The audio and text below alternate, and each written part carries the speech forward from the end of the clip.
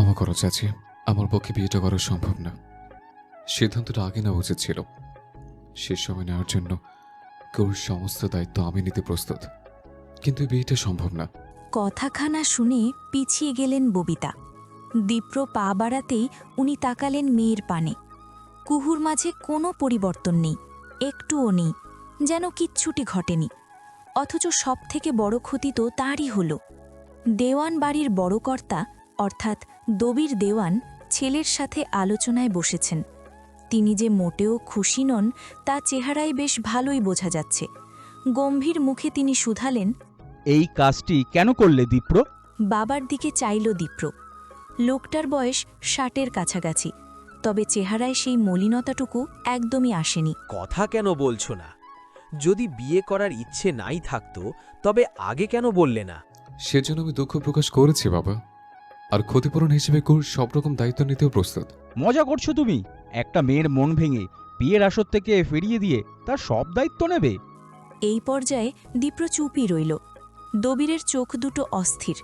একটু সময় নিয়ে দীপ্র বলল, আমি সিদ্ধান্ত জানিয়েছি বাবা। আরেকবার ভাবো দীপ্র, তোমার চাচি দিশাহারা হয়ে আছেন, তার মুখের দিকে চেয়ে একটু ভাবো। ভাবার কিছু নেই, তিনি অনেক বেশি সাহসী, এ ধাক্কা সামলাতে পারবে। বড় বেশি বুঝলে তুমি। আমার দুঃখ হচ্ছে না সেসবের জন্য, আমি আমার সিদ্ধান্তে অটল। এতটা বেপরোয়া তো তুমি ছিলে না। কি হয়ে গেল তোমার? কিছুই হয়নি বাবা, আমার জীবনটা সাজানোর দায়িত্ব কিন্তু আমারই। কুহুকে বিয়ে করা সম্ভব না, এটা দুটো জীবনের বিষয়। বলেই বেরিয়ে গেল দীপ্র। বসার ঘরে তখনও সবাই উপস্থিত।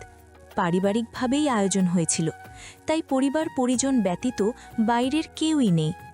দীপ্রকে আসতে দেখে সবগুলো চোখ এদিকে নিক্ষেপ হল। দাদিজান বসে আছেন কুহুর ঠিক পাশটায়। তিনি নাতির দিকে চাইলেন। তুমি কি তোমার সিদ্ধান্ত বদল করবা না দীপ্র? আমি একবারে যা বলার বলে দিয়েছি দাদিজান। দাদিজানের কথাও রাখবা না? আমাকে মাফ করবেন, এটা রাখতে পারবো না। আনোয়ার, দবিরকে ডেকে আনো। সিদ্ধান্ত যা হওয়ার হয়ে গেছে, এই বিয়ে হবে না। বলেই তিনি মেজ ছেলেকে আদেশ করলেন। ছোট ছেলেকে হারিয়ে তিনি নিজেও কি কম শোকাহত? পৃথিবীর কোনো মাই চান না তার চোখের সামনে সন্তানের লাশ বহন হোক, কিন্তু ভাগ্যে লেখা থাকলে তা বদলের সাধ্য কার? আম্মা, এটা হতে দেবেন না। আমার কুহুর জীবনটা শেষ হয়ে যাবে। একদম শাশুড়ির পায়ের নিকট বসে পড়লেন ববিতা। তার জীবনের রং হারিয়ে গিয়েছে। কুহু আর ছোট মেয়ে কণা, এই দুই কন্যাই তার সবটুকু। এখন যদি কুহুর জীবনটাও অশান্ত হয়ে যায়, তবে যে বেঁচে থাকাটা তার নিকট বিষের মতন হয়ে যাবে। তিনি বড় অশান্ত অনুভব করলেন। কান্না থামাও ছোট বউ, এভাবে বিয়ে হয় না। আম্মা, আমার কুহুর জীবনটা শেষ হয়ে যাবে আম্মা। কিসের শেষ? কোনো শেষ হবে না। তুমি শক্ত হও, দবির আসুক। এভাবে বিয়ে দেওয়া মানে সমস্যা আরও বাড়ানো। বলে তিনি চুপ হলেন। ববিতা ছটপট করতে লাগলেন। কয়েক মুহূর্ত পর দবিরকে আসতে দেখা গেল। তিনি আসতেই বৃদ্ধা বললেন, যা হবার তা হয়ে গেছে। তোমার ভাই বড় অসময়ে পৃথিবীর মায়া হারালো, রেখে গেল বউ আর দুইটা মেয়ে। তোমরা দুই ভাই যখন নিজেদের ভবিষ্যৎ নিয়ে দূর শহরে, দূর দেশে চলে গেলা, তখন কাদেরই পড়ে রইল এখানে। আমার জেদ, স্বামীর বাড়ি ছেড়ে যাব না কোথাও, তাই তো আমার জন্য রয়ে গেল কাদের। বউ বাচ্চার ভবিষ্যৎ নিয়ে একবারও ভাবল না। কষ্ট করেছে, তবে কষ্টের মাঝে সুখ ছিল ঠিকই। তুমি এসে ছেলের জন্য কুহুর হাত চাইলা, সব দিক বিবেচনা করে আমিও মত দিলাম। যাই হোক, এখন দীপ্র চায় না বিয়েটা হোক। আমিও মনে করি না হওয়াই ভালো, কিন্তু যেটা বলেছে সেটা যেন ঠিকঠাক হয়। কুহুর সব দায়িত্ব দীপ্রকে নিতে হবে। দবির মায়ের কথা শুনলেন। তিনি আসলেই লজ্জিত। ছেলের এই কাজটি তার পুরাতন কর্মকেও আজ টেনে নিয়ে এসেছে। ববিতা চোখ মুছে কিছু বলতে যেতেই বৃদ্ধা বললেন, যা বলার আমি বলে দিয়েছি ছোট বউ, এখানেই সব শেষ। এই কথার পর ববিতাও আর কিছু বলতে পারলেন না। কুহুর গলাটা শুকিয়ে এসেছে। রাত্রি পাশেই ছিল। কুহু শুকনো গলায় বলল, একটু পানি দিবে রাত্রিপু? গলাটা ভীষণ শুকনো লাগছে।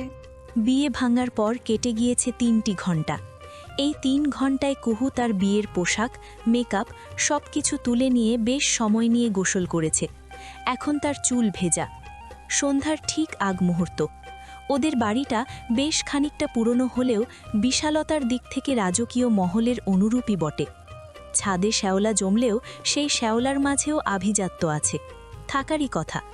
বহু বছর পূর্বে কুহুর পূর্বপুরুষেরা তো এই গ্রামে জমিদারের ভূমিকায় ছিলেন। তারপর ধীরে ধীরে সম্পত্তির পরিমাণ কমে এলো, জমিদারি ভাঙল, কেউ কেউ চলে গেল শহরে, কেউ বা দূর দেশে। সব মিলিয়ে আভিজাত্যে ভাটা পড়ল, কিন্তু বাড়িটায় তার ছোঁয়া আজও পাওয়া যায়। কুহু ধীর পায়ে শ্যাওলা পড়া ছাদে এসে পৌঁছল। সন্ধ্যার আগ মুহূর্ত হওয়াতে আকাশটা হলদেটে হয়ে আছে। দূর আকাশে কিছু পাখি উড়ে বেড়াচ্ছে। বাড়ির চারপাশে বিশাল সব গাছ লাগানো। কোনো কোনো গাছের উচ্চতা এই বিশাল দোতলা বাড়ির ছাদে এসেও ঠেকেছে। হালকা একটা বাতাস কুহুর ত্বক ছুঁয়ে যেতেই চোখ দুটো বন্ধ করল কুহু।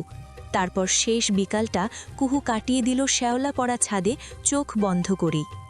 আজানের ঠিক আগ মুহূর্তে ওর মুদিত চোখ জাগ্রত হল, তাও একটি পরিচিত কণ্ঠের ডাকে। সেই কণ্ঠের মালিক দীপ্র ভাই, যার পরনে টি শার্ট আর ট্রাউজার, গাল জুড়ে কালো কালো রোমারাজি, ত্বক উজ্জ্বল রঙের, চোখের মণি বুদ্ধিদীপ্ততার প্রমাণ। কুহু এক মুহূর্তের জন্য থমকে থাকলেও সেই থেমে থাকায় ধাক্কা লাগল দীপ্রর দ্বিতীয় ডাকে। দীপ্র ভ্রু কুঞ্চিত করে বলল, এখানে এইভাবে দাঁড়িয়েছিস কেন? তোর চুল খুলে? তোকে তো ভূত ভেবে ভয় পাচ্ছিলাম আমি। দীপ্রর কণ্ঠের স্বাভাবিকতায় কুহুর অন্তর কেঁপে ওঠে। ও যেন কোথাও একটা বাধা পড়ে। দীপ্র আবারও বলে, আজান দেবে, দ্রুত নিচে যা। বলতে বলতে দূরের মসজিদ থেকে আজানের ধ্বনি ভেসে ওঠে। কুহু চটপট মাথায় ঘুমটা টানে, পা বাড়ায় নিচে নামার জন্য। ঠিক তখনই দীপ্র বলে, কুহু। থামে কুহু, তবে ঘুরে তাকায় না। দীপ্র একটু কাছাকাছি আসে, বলে, যা হয়েছে তা ভুলে যা, আমি কথা দিলাম তোর কোনো অভাব রাখবো না। বলেই পকেট থেকে 1000 টাকার বেশ কয়েকটি নোট বের করল দীপ্র। কুহুর হাতে তুলে দিতেই মেয়েটির গলা শুকিয়ে এলো। মনে মনে প্রশ্ন করল, দায়িত্ব নেওয়া মানে কি টাকা দেয়া দীপ্র ভাই? 1000 টাকার নতুন নোটগুলো নাড়াচাড়া করছে কুহু। ঘরে ফিরে কয়েকবার টাকাগুলো গুনেছে সে। গুনে গুনে নিশ্চিত হয়েছে পুরো 13,000 টাকা আছে এখানে। কুহুর মনে পড়ে না এ জীবনে তার হাতে কখনো 13,000 টাকা উঠেছে। ও টাকাগুলো বেশ কিছু সময় নাড়াচাড়া করে রেখে দিল পড়ার টেবিলে। তারপর শুয়ে পড়ল চিত হয়েছে।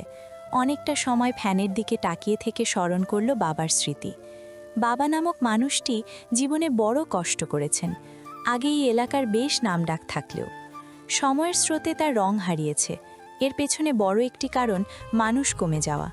শিক্ষিত বড় মানুষগুলো এলাকা ছেড়ে আরও ভালো জীবন বেছে নেওয়ার পাশাপাশি এলাকার সাধারণ সৌন্দর্য নিয়ে গিয়েছে। উন্নয়নের নামে বছরে কোটি কোটি টাকা এলেও উন্নয়ন হয় না এক চুলো। এমনকি পড়াশোনার ব্যবস্থাও ভীষণ খারাপ। কুহুর বাবার কাদেরের চেষ্টাতেই যা একটু টেকে আছে হাই স্কুলটি। তবে তিনি চলে যাওয়ার পরপরই হেডমাস্টার পদ নিয়ে নানান রাজনীতি যোগ হয়েছে। বাবার কথা স্মরণ করে কুহুর ভেতরটা ছটফট করে ওঠে। ও শোয়া থেকে উঠে বসে। কয়েক সেকেন্ড মৌন থাকতেই রাত্রির কণ্ঠটা শোনা যায়। কুহু, কি করছিস রে? রুমের ভেতরে প্রবেশ করতে করতে কথাখানা বলে ওঠে রাত্রি। কুহুর মাথাটা হাঁটুর কাছে গোজা ছিল। ও মুখ তুলে চায়। চেহারাটা কেমন ফুলে গিয়েছে, তোর মন খারাপ? গাল ছুঁয়ে প্রশ্ন করে রাত্রি। কুহু একটু থেমে থেকে অধরে হাসি আনি। মন খারাপ কেন হবে রাত্রিপু? এই যে দীপ্র ভাই বিয়েটা ভাঙলো, ভালোই তো হয়েছে। ভালো হয়েছে? হ্যাঁ, আমিও তো চাইনি বিয়েটা হোক। বাবা থাকলে বাবাও চাইতে না এই বিয়েটা হোক। তুমি তো জানোই বড় চাচুর প্রতি বাবার কতখানি রাগ ছিল। না রে, রাগ না, অভিমান ছিল। যদি বড় মামা আগে ফিরতেন তাহলে দেখতেই ছোট মামা ঠিকই ভাইকে জড়িয়ে নিতেন। কুহু এ কথায় কিছু বলে না। ওর চোখ দুটো ছলছল করে। সেটা দেখে রাত্রি বলে, বোকা, কাঁদছিস কেন? বাবা কেন চলে গেল রাত্রিপু? কেন চলে গেল বলো তো? সবাইকে চলে যেতে হয় রে। তাই বলে এত আগে এইভাবে আমাকে বাবা পর করে দিয়ে চলে গেল। রাত্রিপু পর করে দিয়ে গেল আমায়। বলতে বলতে কুহুর কান্না বাড়ে। রাত্রির ভেতরেও কষ্টের বৃষ্টি ঝরে। ও দুহাতে আগলে নেয় কুহুকে। রাত্রিকে জড়িয়ে ধরে চোখ বন্ধ করে কুহু। কয়েক মুহূর্ত পর নিজেকে সামলে নেয়। বুক থেকে মাথা তুলে অশ্রু মুছে হাতের তালুতে। রাত্রি চেয়ে চেয়ে দেখে। এক পর্যায়ে নজর যায় টেবিলের ওপর, যেখানে 1000 টাকার নোটগুলো রাখা। কি রে, এভাবে এতগুলো টাকা কেন রাখা? ওঠে দাঁড়ায় রাত্রি, টাকাগুলো তুলে নিয়ে বলে, অনেকগুলো টাকা তো। এভাবে ফেলে রেখেছিস কেন? ফ্যানও ঘুরছে, কোথাও উড়ে গেলে? টাকাগুলো দীপ্রভাই দিয়েছেন। দীপ্র ভাই? হুম। রাত্রি মৌন হয়। কিছু সময় গেলে কুহুর পাশে এসে বসে, হাত বাড়িয়ে বাহু স্পর্শ করে। এই কারণে তোর মন খারাপ? দায়িত্বর সাথে টাকার কি সম্পর্ক রাত্রিপু? সে কি আমায় অপমান করলো? না রে, অপমান কেন করবে? দীপ্র ভাইকে তো তেমন মনে হয়? এত বছর পর দেশে এসেছে, বল আচরণ কি স্বাভাবিক না? বিদেশে থাকা সত্ত্বেও কি অহামিকা আছে? নেই তো। এটা তোর নিজস্ব খরচের জন্য দিয়েছে কুহু। তুই ভাব, টাকা ছাড়া জীবন চলে? চলে না তো। আবেগ দিয়ে না ভাবলেই তুই উত্তর পেয়ে যাবি। এতগুলো কথা বলে তবেই থামল রাত্রি। কুহু শুনল, তবে জবাব দিল না। ওর ভেতরটায় তখনও বাবার শোক। মন বলছে, বাবা, তুমি কেন চলে গেলে বাবা? চলে গেলে কেন তুমি? কেনই বা পর করলে আমায় তুমি? বাবা নামক ছায়া হারিয়ে কুহুর ভেতরটা বড় অশান্ত। হবেই না বা কেন? ও যে বড় বাবার নিউটা ছিল। বাবার কথার বাইরে একটি কথাও বলেনি, কক্ষনো না। বাবার সিদ্ধান্ত সর্বদা লালন করেছে, কোনো রকম যদি কিন্তু ছাড়াই লালন করেছে। অথচ আজ তার মাথার ওপর থেকে বাবার হাতখানা সরে গিয়েছে, যেই হাত আর কখনো স্নেহ দেবে না। রাতের খাবার খেতে সবাই এক হয়েছে। বাড়ির ছোট সদস্য কুঞ্জ থেকে শুরু করে সব থেকে বৃদ্ধা দাদি যেন আছেন। এ বাড়িতে রাতের খাবার খাওয়াটা একসাথেই হয়। কুঞ্জর চোখে ঘুম ঘুম। সে কুহুর মেজ চাচা আনোয়ারের ছেলে। কুঞ্জর এক বোনও রয়েছে, নাম আয়ানা। মেয়েটি শহরের হাওয়া পেয়ে বদলে গিয়েছে পুরো 16 আনা। এই যে যেমন এই বাড়িতে এসেই তার এটা সেটা অভিযোগের লিস্ট হয়েছে, এখন তার চোখে মুখে বিরক্তি। তার ভাবনায় আসে না কেন রাতের খাবার সবাইকে একসাথে খেতে হবে। এসব নিয়ম বড় অযৌক্তিক। ও এটা নিয়েই মায়ের সাথে রাগারাগি করছিল। তখনই দীপ্রকে আসতে দেখা গেল, যার দরুন থেমে গেল ওর কথা। এদিকে এসে বসো। হাতের সাহায্যে ডাকলেন দাদিজান। নাতি এত বড় অন্যায় করার পর ও তাকে আদর করে ডাকছেন তিনি। বিষয়টা দেখে আয়নার মা আবিদা ভ্রু কুচকা দেন। দীপ্রকে বরাবরই সবাই মাথায় তুলে রাখে। আয়ানা মায়ের কথায় ঠোঁট কামড়ে ধরল, কিছুটা চিবিয়ে বলল, তাতে কি হয়েছে? একটু আগেই তো বিরক্তিতে মরে যাচ্ছিল, এখন এসব চোখে দেখিস না? উফ মা, দীপ্র দাদা ভাইয়ের স্ট্যান্ডার্ড অনেক ওপরে। আমি নিজেই মানতে পারছিলাম না কুহুর সাথে ওনার বিয়ে হচ্ছে। কুহু কতটা খ্যাত তা দেখো না। মেয়ের কথায় অনেক কিছু বুঝলেন আবিদা, তাই বাহু টেনে আড়ালে নিয়ে এলেন। এভাবে টেনে আনলে কেন? বাহু ছাড়িয়ে নিয়ে কথাখানা বলল আয়ানা। আবিদা চোখে মুখে আধার ধরে রেখে বললেন, তোর মনে কি চলে বলতো? কি চলে? দীপ্রর প্রতি এত দরদ? এমনিতে তো আর কাউকে দু চোখে সহ্য করতে পারিস না। আয়না একটু থতমতো খেলো, এড়িয়ে যেতে বলল, এত কথা ধরো না তো। পাশ ফিরতেই পুনরায় মেয়ের বাহু চেপে ধরলেন আবিদা। চিবিয়ে চিবিয়ে বললেন, মায়ের সাথে চালাকি করিস? উফ মা, চালাকির কি আছে? দীপ্রকে পছন্দ করিস? না করার কি আছে? ওনার স্ট্যান্ডার্ড দেখেছো? গুড লুকিং, বিদেশে পড়াশোনা করেছে, আবার বিজনেসও শুরু করেছে। আমি ড্যাম শিওর সফল হবে। আর এত অল্প বয়সে এত এত অ্যাচিভমেন্ট তো যে কেউ পছন্দ করবেই। আবিদা মেয়ের দিকে ভালো মতন চাইলেন। বুঝতে পারলেন কন্যার অনুভূতি। সত্যি বলতে না মানতে চাইলেও দীপ্রকে তারও ভীষণ পছন্দ। ছেলেটা ছোটবেলা থেকেই যেমন সুদর্শন, ঠিক তেমনই মেধাবী। কিন্তু সমস্যা হলো তার কন্যার রূপ থাকলেও গুণের বেলায় একেবারেই খালি কলসি। খেতে খেতে কুহু আর দীপ্রর কয়েকবার চোখাচোখি হলো। ববিতাও উপস্থিত আছেন, তবে তাকে প্রাণহীন মনে হচ্ছে। কুহু খাবার শেষ করে হাত ধুতে গিয়ে দেখল দীপ্র ভাইও হাত পরিষ্কার করছেন। দীপ্র যখন পিছন ফিরল তখনই কুহুর সাথে দৃষ্টি মিলে গেল। কুহু নজর ফেরালো। দীপ্র তোয়ালে দিয়ে হাত মুছে নিতেই নতমস্তিষ্কে কুহু বলল, টাকাগুলো দরকার ছিল না। দরকার আছে বলেই দিয়েছে, নিজের মতন খরচা করবে। আমি চাই না, আপনি ফিরিয়ে নিন। দীপ্র চলে যেতে নিয়েও থেমে রইল। পেছন ফিরিয়ে এগিয়ে এলো কয়েক পা। কুহু তখনও মাথা নামিয়ে, দেওয়া জিনিস ফিরিয়ে নিতে বলছিস? জি, আমার প্রয়োজন নেই। কিন্তু আমার দেওয়ার প্রয়োজন আছে। কুহু, আমি তোর দায়িত্ব নিয়েছি। তোর সব প্রয়োজন অপ্রয়োজন ভালো মন্দ সবটা আমি দেখব, বুঝেছিস? কুহু বুঝুক কিংবা না বুঝুক, তবে তার প্রতিক্রিয়া এলো না। দীপ্রও বোধহয় জবাবের আশা করেনি, তাই তো বড় বড় কদমে পা বাড়ালো। দীপ্র কুহুর বিয়ে উপলক্ষেই বাড়িতে এসেছে সবাই। একসাথে এভাবে আসা হয়নি, বহু বছর হয়ে গিয়েছে। বাড়িটা এখন যেন প্রাণ ফিরে পেয়েছে। তবে এই প্রাণ ফিরে পাওয়ার মধ্যেও যেন কোথাও একটা না পাওয়া আছে। এই না পাওয়ার নাম কাদের। হাসি খুশি একটা মানুষ, জীবনের বেশি সময় পার হয়েছে স্কুলে। হেডমাস্টার কাদের দেওয়ান বাচ্চাদের কাছে এক আলাদা আবেগের নাম। বকাঝকা না করে তিনি বাচ্চাদের ভালোবেসে বুঝ দিয়ে পড়াশুনো করানোর পক্ষে ছিলেন। তিনি যখন কথা বলতেন তখন সবাই হা হয়ে তাকিয়ে থাকত। সেই লোকটা হঠাৎ করেই মারা গেলেন। এটা মেনে নেওয়া আসলেই কষ্টের। ববিতা স্বামীর ছবিখানা নিয়ে চোখের জল ফেলে যাচ্ছিলেন। কণা বেশ অনেকক্ষণ হল মায়ের পেছনে এসে দাঁড়িয়েছে, তবে মা সেটা টের পাননি। তিনি কেঁদে চলেছেন। মা, মৌন ভেঙে কথা শুরু করল কণা। মেয়ের কণ্ঠ পেয়ে চট করেই চোখ মুছলেন ববিতা। কণা, কখন এসেছিস? তোর শরীর ভালো? মেয়েটার জ্বর প্রায় সপ্তাহ হলো জ্বর। এই আসে এই যায়। ডাক্তার দেখানো হয়েছে, তবু সুরাহা মিলছে না। একটু শহরে নিয়ে যে যাবে সেই সুযোগটিও হচ্ছে না। কণা আলগোছে মায়ের পিঠখানা জড়িয়ে ধরল। স্কুল শেষ করলেও কণা একদম বাচ্চাই রয়ে গিয়েছে। কুহু যেমন বাবার নিউটা, কণা ঠিক তেমনই মায়ের নিউটা। কি হয়েছে রে? মন খারাপ? বাবাকে মনে পড়ছে তোমার? কথাটা উঠতেই ববিতার চোখ দুটো আবারও বেহায়ার মতন জল নামিয়ে দিল। কণা আরও শক্ত করে মায়ের গলা জড়িয়ে ধরল। বাবাকে আমারও মনে পড়ছে মা। কতদিন হলো বাবাকে দেখতে পাই না। মনে হচ্ছে কত জনম চলে গেল। ববিতার চোখের জল মুছে নিলেন। এক হাতে মেয়ের মাথাখানা ছুঁয়ে বললেন, খাবার খেয়েছিস? সবাইকে খাবার পরিবেশন করেই চলে এসেছিলেন তিনি। তাই মেজার খাওয়া হয়েছে কিনা তিনি জানেন না ঠিক। কি রে, খেয়েছিস? তুমি তো খাওনি মা। আমার তো ক্ষুধা লাগেনি রে। তুই খাসনি সেই কারণে এমন করে কেউ? তিনি একটু তাগাদার মতন করেই উঠে গেলেন। কণার শরীরটা দুর্বল। আয় খাবি চল। তুমি না খেলে খাবো না মা। আমিও খাবো রে সোনা, আমিও খাবো।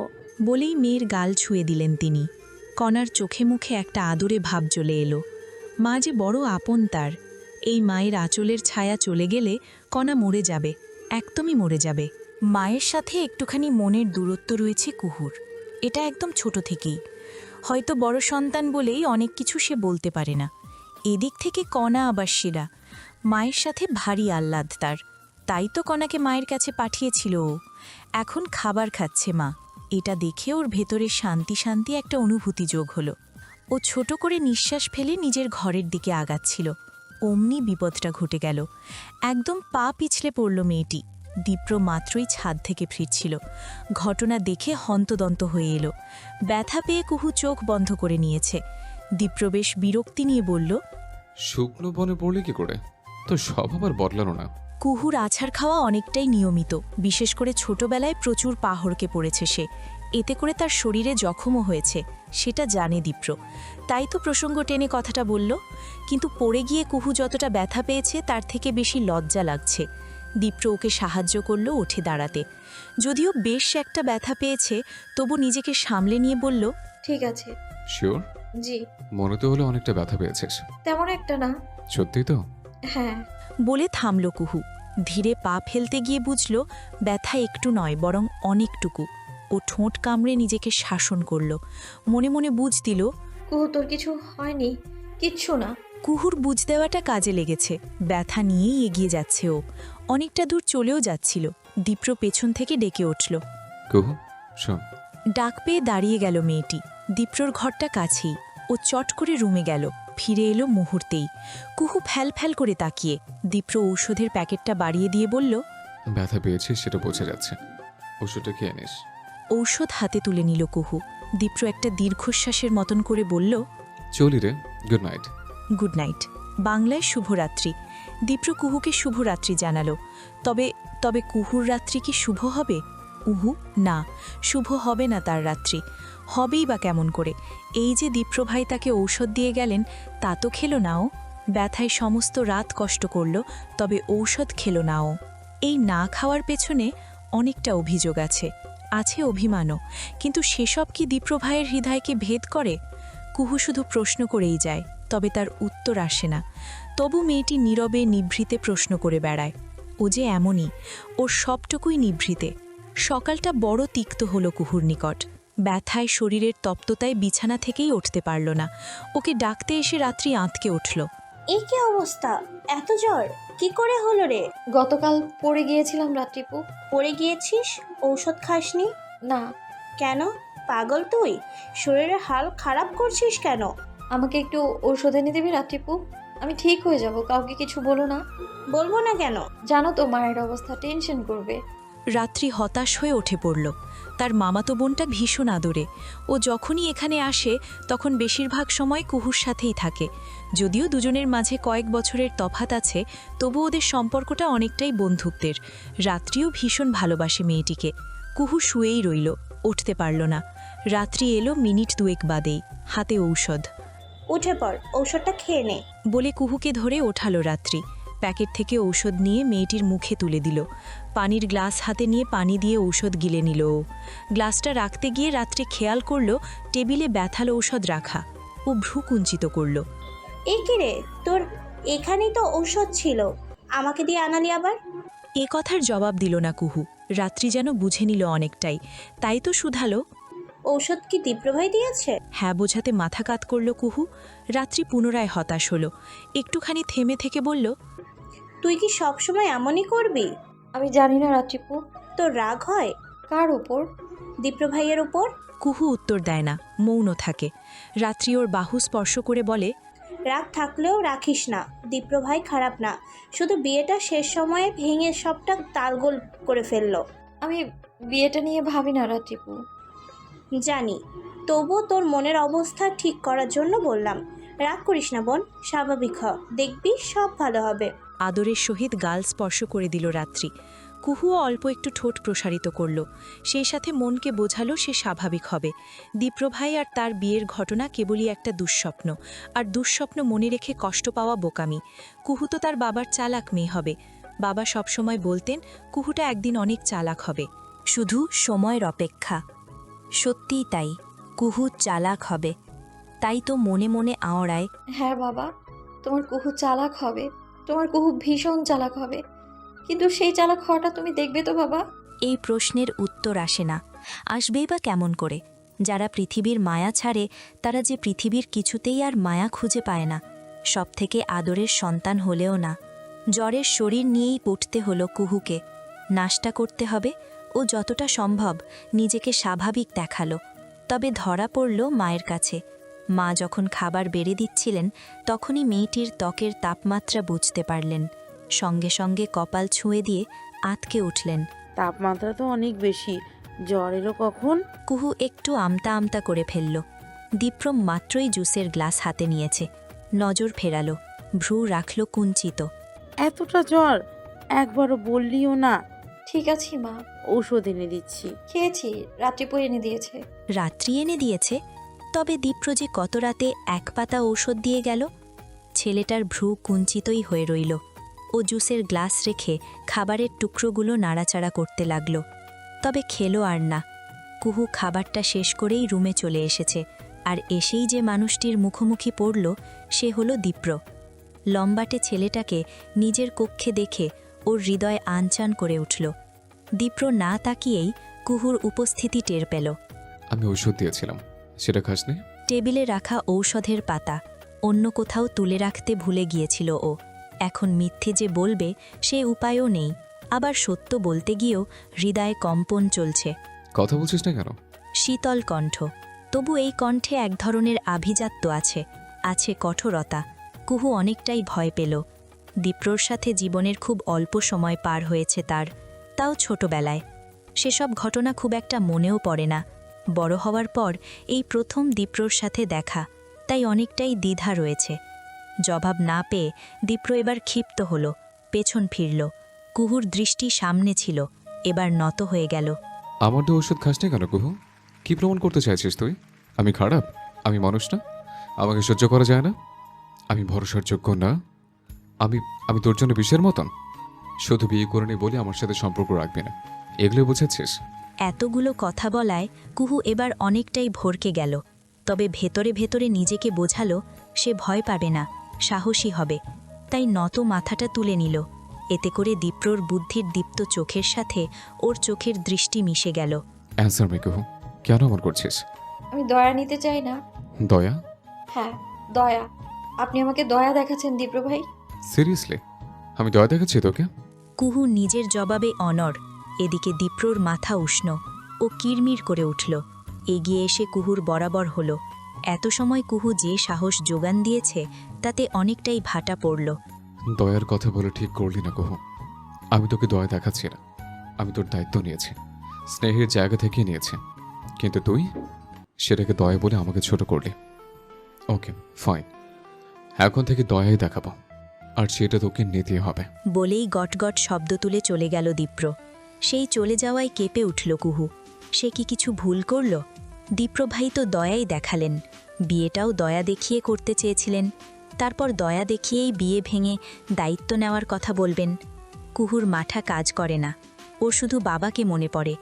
বাবা হারিয়ে গেলে মানুষের জীবন এতটা উলটপালট হয়ে যায়, এতটা উলটপালট। দুপুরের আগ মুহূর্ত। দীপ্র বাড়ি নেই, এলাকা ঘুরতে গিয়েছে। বাড়ির দুই কর্তা দবির আর আনোয়ার মায়ের কাছে এসে বসেছেন। বৃদ্ধার হাতে তসবি, বয়সের ভারে নুয়ে পড়েছেন তিনি।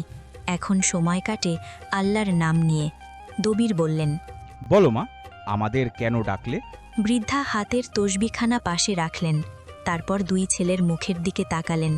সত্যি বলতে মা কখনো সন্তানদের ঘৃণা করতে পারে না, তাই তো তিনিও পারছেন না ঘৃণা করতে। তার কাছে দবির আর আনোয়ার সদ্য ভূমিষ্ঠ হওয়ার শিশুর অনুরূপ নিষ্পাপ।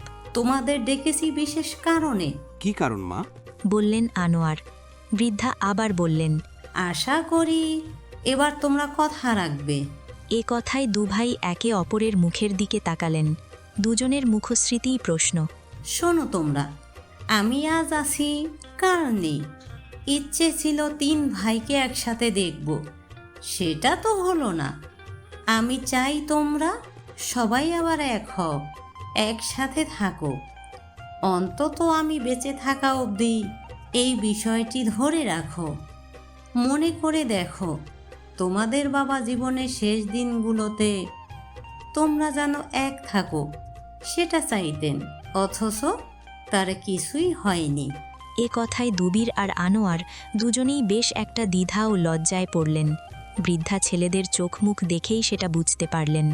সমস্যা নেই, ভেবে দেখো আমার কথা। চাইলে তোমাদের স্ত্রীদের সাথে আলোচনা করো। চাচ্ছিলাম বাড়িটা মেরামত করতে। উত্তরের দিকে আমার নামে যে জমিটা আছে সেটা সরকার থেকে কিনে নেবে, তোমাদের কারো খরচা করতে হবে না। এ কথার পর দুবির বললেন, আমি একটু জেবার সাথে আলোচনা করতে চাই মা, দীপ্রর সাথেও কথা বলতে হবে। ঠিক আছে, কথা বলো, তারপর জানাও। আর আনোয়ার, তোমার কি মতামত? আনোয়ারও একটু দ্বিধায় আছেন। আসলে তার ছেলেটা এ বাড়ির পাগল হলেও মেয়েটা একেবারে বিপরীত। আবিদাও যে খুব একটা পছন্দ করে তা নয়, তবে বাড়িটা যেহেতু নতুন করে মেরামত করা হবে, এই দিকটা বেশ অনেকটাই নিশ্চিত হওয়া গেল। তিনি তাই দ্বিধা থাকা সত্ত্বেও বললেন, আমি থাকতে চাই মা, তোমার কথা আমি রাখলাম। দীপ্র কিংবা জেবা কেউই নাকচ করেননি। এলাকার প্রতি আলাদা টান আছে দীপ্রর, সেই টান থেকেই হয়তো নাকচ করেনি সে। আজ সারাটা দিন এখানে ওখানে ঘুরেছে, তাই দুপুরের খাবার খাওয়া হয়নি। বাড়ি ফিরে গোসল করে চুল শুকিয়ে নিচ্ছিল, তখনই জেবা এলেন। বললেন, ক্ষুধা লাগেনি তোর? একটু লেগেছে, তবে রাতে একসাথেই খাবো। হালকা কিছু নিয়ে আসি। কুহুকে দেখলাম সিঙ্গারা বানাচ্ছে। কুহু সিঙ্গারা বানাচ্ছে শুনেও তেমন কোনো প্রতিক্রিয়া দেখালো না দীপ্র। ওর ভেতরে একটা রাগ কাজ করছে। মেয়েটি ওর স্নেহকে দয়ার সাথে তুলনা করেছে, যা ভীষণ অপমানের। জেবার হাতে সিঙ্গারা তুলে দিতে দবিরের ডাক পড়ল। কুহুর হলো বিপদ। তাকে বলা হলো দীপ্রকে যেন সিঙ্গারা দিয়ে আসে। এমন একটা সময় আশেপাশে না আছে কণা আর না আছে রাত্রিপু, এমনকি আয়ানাপুও নেই। অবশ্য আয়ানা থাকলেও যে বিশেষ লাভ হতো তা বলা মুশকিল। মেয়েটা তো কোনো কাজই করে না, সারাক্ষণ অর্ডার করতে থাকে। কুহুর আসলেই কিছু করার নেই। ও 4টে সিঙ্গারা তুলে নিয়ে ছোট বাটিতে কাসুন্দি দিয়ে নিয়ে এলো দীপ্রর কক্ষে। দীপ্র তখন গায়ে টি শার্ট জড়িয়ে নিচ্ছিল। কুহু ঠকঠক করল, কে? আমি। কুহুর কণ্ঠে দীপ্রর মুখখানা অধারে ডুবল। ও টি শার্টখানা ভালো মতন জড়িয়ে নিয়ে বলল, কি দরকার? সিঙ্গারা দিতে এসেছি। মা কোথায়? বড় চাচু ডেকেছে। আর কেউ নেই? আমিই দিতে এসেছি। অন্য কাউকে আসতে বল। শেষ কথায় কুহুর মুখশ্রী আঁধারে ডুবল। ও বলল, আমি দিলে কি সমস্যা? যার তার হাত থেকে নেই না। সবগুলো সিঙ্গারা আমিই কিন্তু বানিয়েছি। দীপ্র এবার দরজার কাছে চলে এলো, খুলে ফেলল একটানে। আচমকা হওয়াতে কুহু বেশ ভয়েই পেল। ও পিছিয়ে গেল এক পা। দে। বলে সিঙারার প্লেট তুলে নিল দীপ্র। পুরো বিষয়টা এত দ্রুত ঘটল যে কুহু থমকে গেল, চেয়ে রইল বিস্ময়ের সাথে। দীপ্র একটা সিঙারায় কামড় বসিয়ে বলল, তাকিয়েছিস কেন? খেতে দিয়ে নজর দিবি নাকি? নজর কেন দেব? যার তার খাওয়াতে আমি নজর দেই না দীপ্র ভাই। যা এখন, ভাল লাগছে না। বলে একদম মুখের ওপর দরজা লাগিয়ে দিল দীপ্র। কুহুর অন্ধকার মুখটা আরও বেশি অন্ধকারে ডুবে গেল। তার কি ঠেকা যে সে সিঙারা দিতে আসবে? নেহাতে বড় চাচি দিতে বললেন, নতুবা কুহু কখনোই আসত না। সারাদিনে জ্বর ছিল না, এখন আবার শরীরটা কেমন লাগছে। সিঙারা খেতে খেতে কুহুর শরীরখানা কেঁপে উঠল। আয়ানা বলল, বাহ, বেশ ভালো হয়েছে সিঙ্গারাগুলো, একদমই তেল চিটচিটে না। গুণী বলায় কুহুর মুখমণ্ডলে কোনো পরিবর্তন এলো না, তবে আয়ানার মুখটা বিবর্ণ হল। বলা বাহুল্য, কুহু, কণা কিংবা রাত্রি কাউকেই ওর সহ্য হয় না। ও আড়ালে ভেঙচি কেটে পুনরায় সিঙারায় কামড় বসালো। সবার ভাগে 2টা করে সিঙারা জুটেছিল। এতই ভালো হয়েছে যে কুঞ্জ ছুটে এসেছে আরেকটি খেতে, কিন্তু আর যে নেই। ও বায়না ধরে বলল, আপু, তোর ওখান থেকে এক কামড় দে না। আয়ানা বড় বিরক্ত হলো, বলল, তুই তো খেয়েছিস দুটো। এক কামড় খাবো, দে না। কুঞ্জ ছোট মানুষ, অত শত বোঝে না। ও মুখটা শুকিয়ে ফেলল। সেটা দেখে কুহু বলল, এটা নিয়ে কুঞ্জ। নিজের ভাগ থেকে একটা সিঙারা দিয়ে দিল কুহু। সেটা পেয়ে কুঞ্জ মহা খুশি। ও চেপে ধরল কুহুর গলা। ইটস অর ওয়েটস, কুহুবু ইজ দ্য বেস্ট। বলে কুহুর গালে চুমু খেয়ে কুঞ্জ ছুট লাগাল। ওরে কাহিনী দেখে রাত্রি আর কণা হাসল। আয়ানা বিরক্তি টেনে বলল, এত ভালো হওয়ার কি আছে? ও তো দুটো খেয়েছে। থাক না আয়নাপু, কুঞ্জ তো ছোট। বেশি বেশি বলে আবারও বিরক্তি প্রকাশ করল আয়ানা। রাত্রি তার ভাগ থেকে সিঙারা দিতে গেলে কুহু বলল, আমার শরীর খারাপ লাগছে, আমি আর খাবো না রাত্রিপু। খেলাম তো, আর ইচ্ছে করছে না। আমার এখান থেকে খাপু, বলল কণা। কুহু একটুখানি হেসে কণার গাল স্পর্শ করে বলল, তুই খা, আমার পেট ভরে গিয়েছে, ভালোও লাগছে না, আমি উঠি। বলে উঠে গেল কুহু। আয়ানা ভেঙচি কাটল পুনরায়। খেতে ইচ্ছে করছে না বলেই কুঞ্জকে সিঙারা দিয়ে দিল কুহু। অথচ সবাই তাকে মহান বানিয়ে পারলে মাথায় তুলে নাচে। এসব ওর নিকট বড় ন্যাকামেই লাগে। কুঞ্জকে চেপে ধরেছে আয়ানা। ছেলেটার মাথায় 2-4টে চাপড়ও পড়েছে, সেই জন্য কাঁদছে ও। আবিদা তড়িঘড়ি করে এলেন, জড়িয়ে ধরলেন ছেলেকে, শাসিয়ে তাকালেন মেয়ের পানে। ওকে মারছিস কেন? মারবো না, ও জানো কি করেছে? কি করেছো? বেহায়া, ছোচার মতন সিঙ্গারা চাই। কুহু নিজের ভাগ থেকে দিল। কতটা অপমানিত হলাম আমি। কুহুপু দিয়েছে, তাতে তোর কি? আবার মুখে মুখে কথা বলেই কুঞ্জর মাথায় গাঁটটা দেয় আয়ানা। আবিদা ধুমকে ওঠেন। কি সমস্যা আয়না? আবারও মারছিস, আমি সামনে থাকা সত্ত্বেও? ওর মুখটা সামলাও মা, না হলে সমস্যা, ফাজিল কোথাকার। বলে রেগে মেগে চলে যায় আয়ানা। কুঞ্জ কাঁদতে থাকে। তার বুঝে আসে না আয়ানাপু কেন এভাবে রাগ দেখালো। কুহুপু তো নিজ থেকেই দিয়েছে, সে তো চায়নি। যতটা রাগ ক্ষোভ নিয়ে আয়ানা রুম থেকে বের হয়েছিল, ঠিক ততটাই শীতল হলো দীপ্রকে দেখে। ছেলেটা যেমন বলিষ্ঠ দেহের, ঠিক তেমনই তার চেহারার ধাঁচ। আয়ানার যেন গলা শুকিয়ে এলো। ও এক দৃষ্টিতে তাকিয়ে রইল। দীপ্র বলল, কি হয়েছে? কথা বলতেই যেন ভুলে গেল আয়ানা, শুধু চেয়ে রইল মুগ্ধতা নিয়ে। দীপ্র এবার ওর মুখের সামনে তুড়ি বাজানোর মতন শব্দ করল। এতে করে ধ্যান ফিরে পেল। কিছুটা আমতা আমতা করে বলল, না কিছু না। এভাবে দাঁড়িয়েছিস কেন তাহলে? ও তাই তো। বলে একটু সরে দাঁড়ালো আয়ানা। দীপ্র সামনের দিকে আগালো। হঠাৎ আয়ানা বলল, দাদা ভাই। থামল দীপ্র, ঘুরে চাইল। আয়ানা হাসি হাসি মুখে এগিয়ে এলো, একদম দীপ্রর বরাবর হলো। একটা আবদার করব? হুম? ঘুরতে নিয়ে যাবে কোথাও? এখানে এসে কোথাও যাওয়া হয়নি, প্লিজ নিয়ে চলো, প্লিজ প্লিজ প্লিজ। ও একদম বাচ্চাদের মতন করতে লাগলো। কুহু আর কণা বের হয়েছিল। এসেই এই দৃশ্যে দেখা মিলল। আয়ানা হুট করেই দীপ্রর বাহুখানা স্পর্শ করল। দীপ্র বলল, আচ্ছা যাব। হ্যাঁ বোধক জবাব পেয়ে আয়ানার খুশি হলো দেখার মতন। ও অতি উত্তেজনায় দীপ্রর বাহুতে মাথা ঠেকালো। গদগদ হয়ে বলল, থ্যাংক ইউ সো মাচ, কালই কিন্তু নিয়ে যাবে। আচ্ছা ঠিক আছে, যাব নিয়ে। বলে বাহু ছাড়িয়ে নিল দীপ্র। আয়ানা এক প্রকার লাফিয়েই উঠল। কণা ভ্রু কুঞ্চিত করেছিল। কুহু নির্বাক। সহসাই কণা বলে উঠল, আমার কেন যেন মনে হচ্ছে সামথিং ইজ রং। রং হোক আর যাই হোক, তাতে আমাদের কি? আমার কি মানে? দীপ্ত ভাইয়ার তো আমার দুলাভাই হওয়ার কথা ছিল। এসব কথা বলবি না কণা। কুহুর একটু রেগেই গেল, কণাও মিয়ে গেল। মিনমিনে সুরে কুহু বলল, তাকে বিয়ে করার জন্য আমিও মরে যাচ্ছিলাম না? শুধু আমাকে এভাবে অপমান না করলেও পারতো, ফালতু লোক। কুহুর জ্বরটা আবারও ধরা দিল। সেই রাত্রিতে ওর ঘুমই হলো না। ও জ্বরের শরীরেই বিছানা ছাড়ল। ঘরে থাকতে ইচ্ছে করছে না। মায়ের কাছে কণা আছে। ও একটু উঁকি ঝুঁকি দিয়ে মায়ের রুম থেকেও চলে এলো। তারপর এলো রাত্রির ঘরে।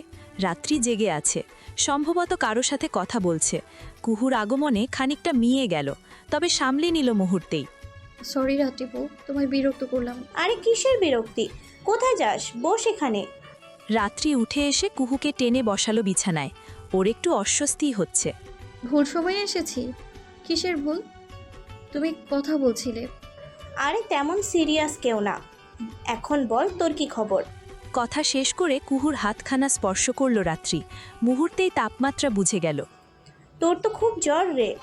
খুব খারাপ লাগছে, খুব, তাই এলাম। দাঁড়া, আমি পানি নিয়ে আসি। পানি পট্টি দিলে ভালো লাগবে। কুহু চুপ করে রইল। রাত্রি গিয়ে কাপড় আর পানি নিয়ে এলো। শুয়ে পড় কুহু। কথা মতন কুহু শুয়ে পড়ল।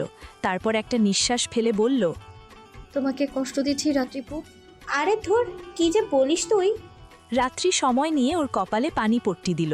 কিছু সময় পর কুহু ঘুরে রাত্রির কোমর জড়িয়ে ধরল। এটা ওর অভ্যাস, ও সবসময় এমনই করে। পাগল মেয়ে। হেসে কথাখানা বলল রাত্রি। কুহু একটু মৌনই রইল। খানিক বাদে বলল, রাত্রিপু যা হয়। হয় তোরে, আসলে ভালোই হয় যা হয়। তোর আবারও মন খারাপ? তেমন না। তাহলে? মন থেকে মানতে পারছি না। শোন বোন, এটা নিয়ে যত ভাববি তত জটিল হবে সব। কিন্তু আমি যে চেয়েও ভুলতে পারছি না। উনি আসলে আমায় অপমান করলেন, কিন্তু কেন রাত্রিপু? বলেই ওঠে বসল কুহু। রাত্রি ওর জ্বরের মুখটা আদরে হাতে ছুঁয়ে দিল। আমাদের কুহুরানির জন্য একজন রাজপুত্র আসবে। হাতির পিঠে করে আসবে সে। মন খারাপ করে না কুহু সোনা। জবাবে কুহু বলে, তাহলে আমি বিয়ে করব না? কেন কেন? আমার যে শখ রাজপুত্র ঘোড়ায় চড়ে আসবে, টকবক করে ঘোড়া ছুটিয়ে আসবে আমার কাছে। এই কথায় রাত্রি হাসে। ওদের এই একই কথোপকথন নতুন নয়, একদম ছোট থেকে এই কথোপকথন হয়ে এসেছে। রাত্রি যখনই হাতির পিঠে চড়ে রাজপুত্রর আসার কথা বলে, কুহু তখন ঘোড়ায় চড়ে আসার কথা। কে জানে কুহুর জন্য সত্যি কোনো রাজপুত্র আসবে কিনা। কুহু ঘুমিয়ে পড়েছিল রাত্রির ঘরেই। রাত্রিও আর ডাকেনি। তবে সকাল হতে না হতেই কুঞ্জ এসে দরজায় নক করে গেল। দীপ্র ভাই নাকি ডেকেছে। রাত্রি উঠতে গিয়ে কুহুর মুখখানা দেখল। মেয়েটা বড় আদুরে। ছোট মামার মুখের আদলটা বড় স্পষ্ট। ও হালকা হাতে বোনের মাথায় হাত বুলিয়ে এলো দীপ্রর ঘরে। দীপ্র তখন ল্যাপটপে কিছু একটা করছিল। রাত্রিকে দেখেই বলল, এসেছিস? হ্যাঁ, কুঞ্জ এসে বলল তুমি ডেকেছো। একটা বিষয় বলতে ডাকলাম। কি বিষয়ে? গতকাল আয়না বায়না ধরেছে, ঘুরতে যাবে। তো ভাবলাম সবাইকে নিয়ে ঘোরাঘুরি করাটা খারাপ হবে না। কিন্তু কথা হলো কুহু। দীপ্র শেষ করার আগেই রাত্রি বলে উঠল, কুহু কি করলো দীপ্র ভাই? কি করনি সে? আমি নাকি দয়া দেখাচ্ছি? মেজাজটা এত গরম করে দিল। যাই হোক, আমি ওকে যেতে বলবো না। তাহলে কুহু যাবে না? যাবে। কিভাবে?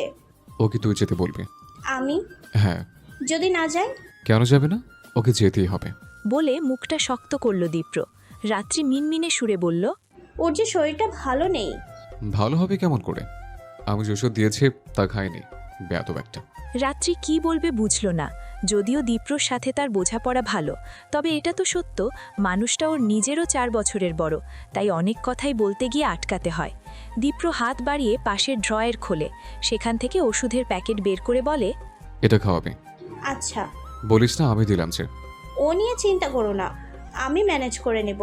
সেই সাথে ঘুরতে যাওয়ার বিষয়টা ম্যানেজ করে নিস। আচ্ছা, দেখছি কি করতে পারি। বলে ও অলস ভঙ্গিতে কক্ষ ছাড়ে। ওর যাওয়ার পানে তাকিয়ে থেকে চোখ বন্ধ করে দীপ্র।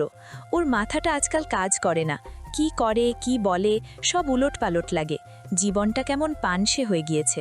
রাত্রির হস্তক্ষেপে ঠিক হলো কুহু যাবে, যদিও মেয়েটির ইচ্ছে করছে না। এই যে যেমন এখন মুখটা আধার করে বলল, এটা আমার আত্মসম্মানের বিষয় হয়ে গেল না রাত্রিপু? তার কথা মতো চলতে হবে কেন আমায়?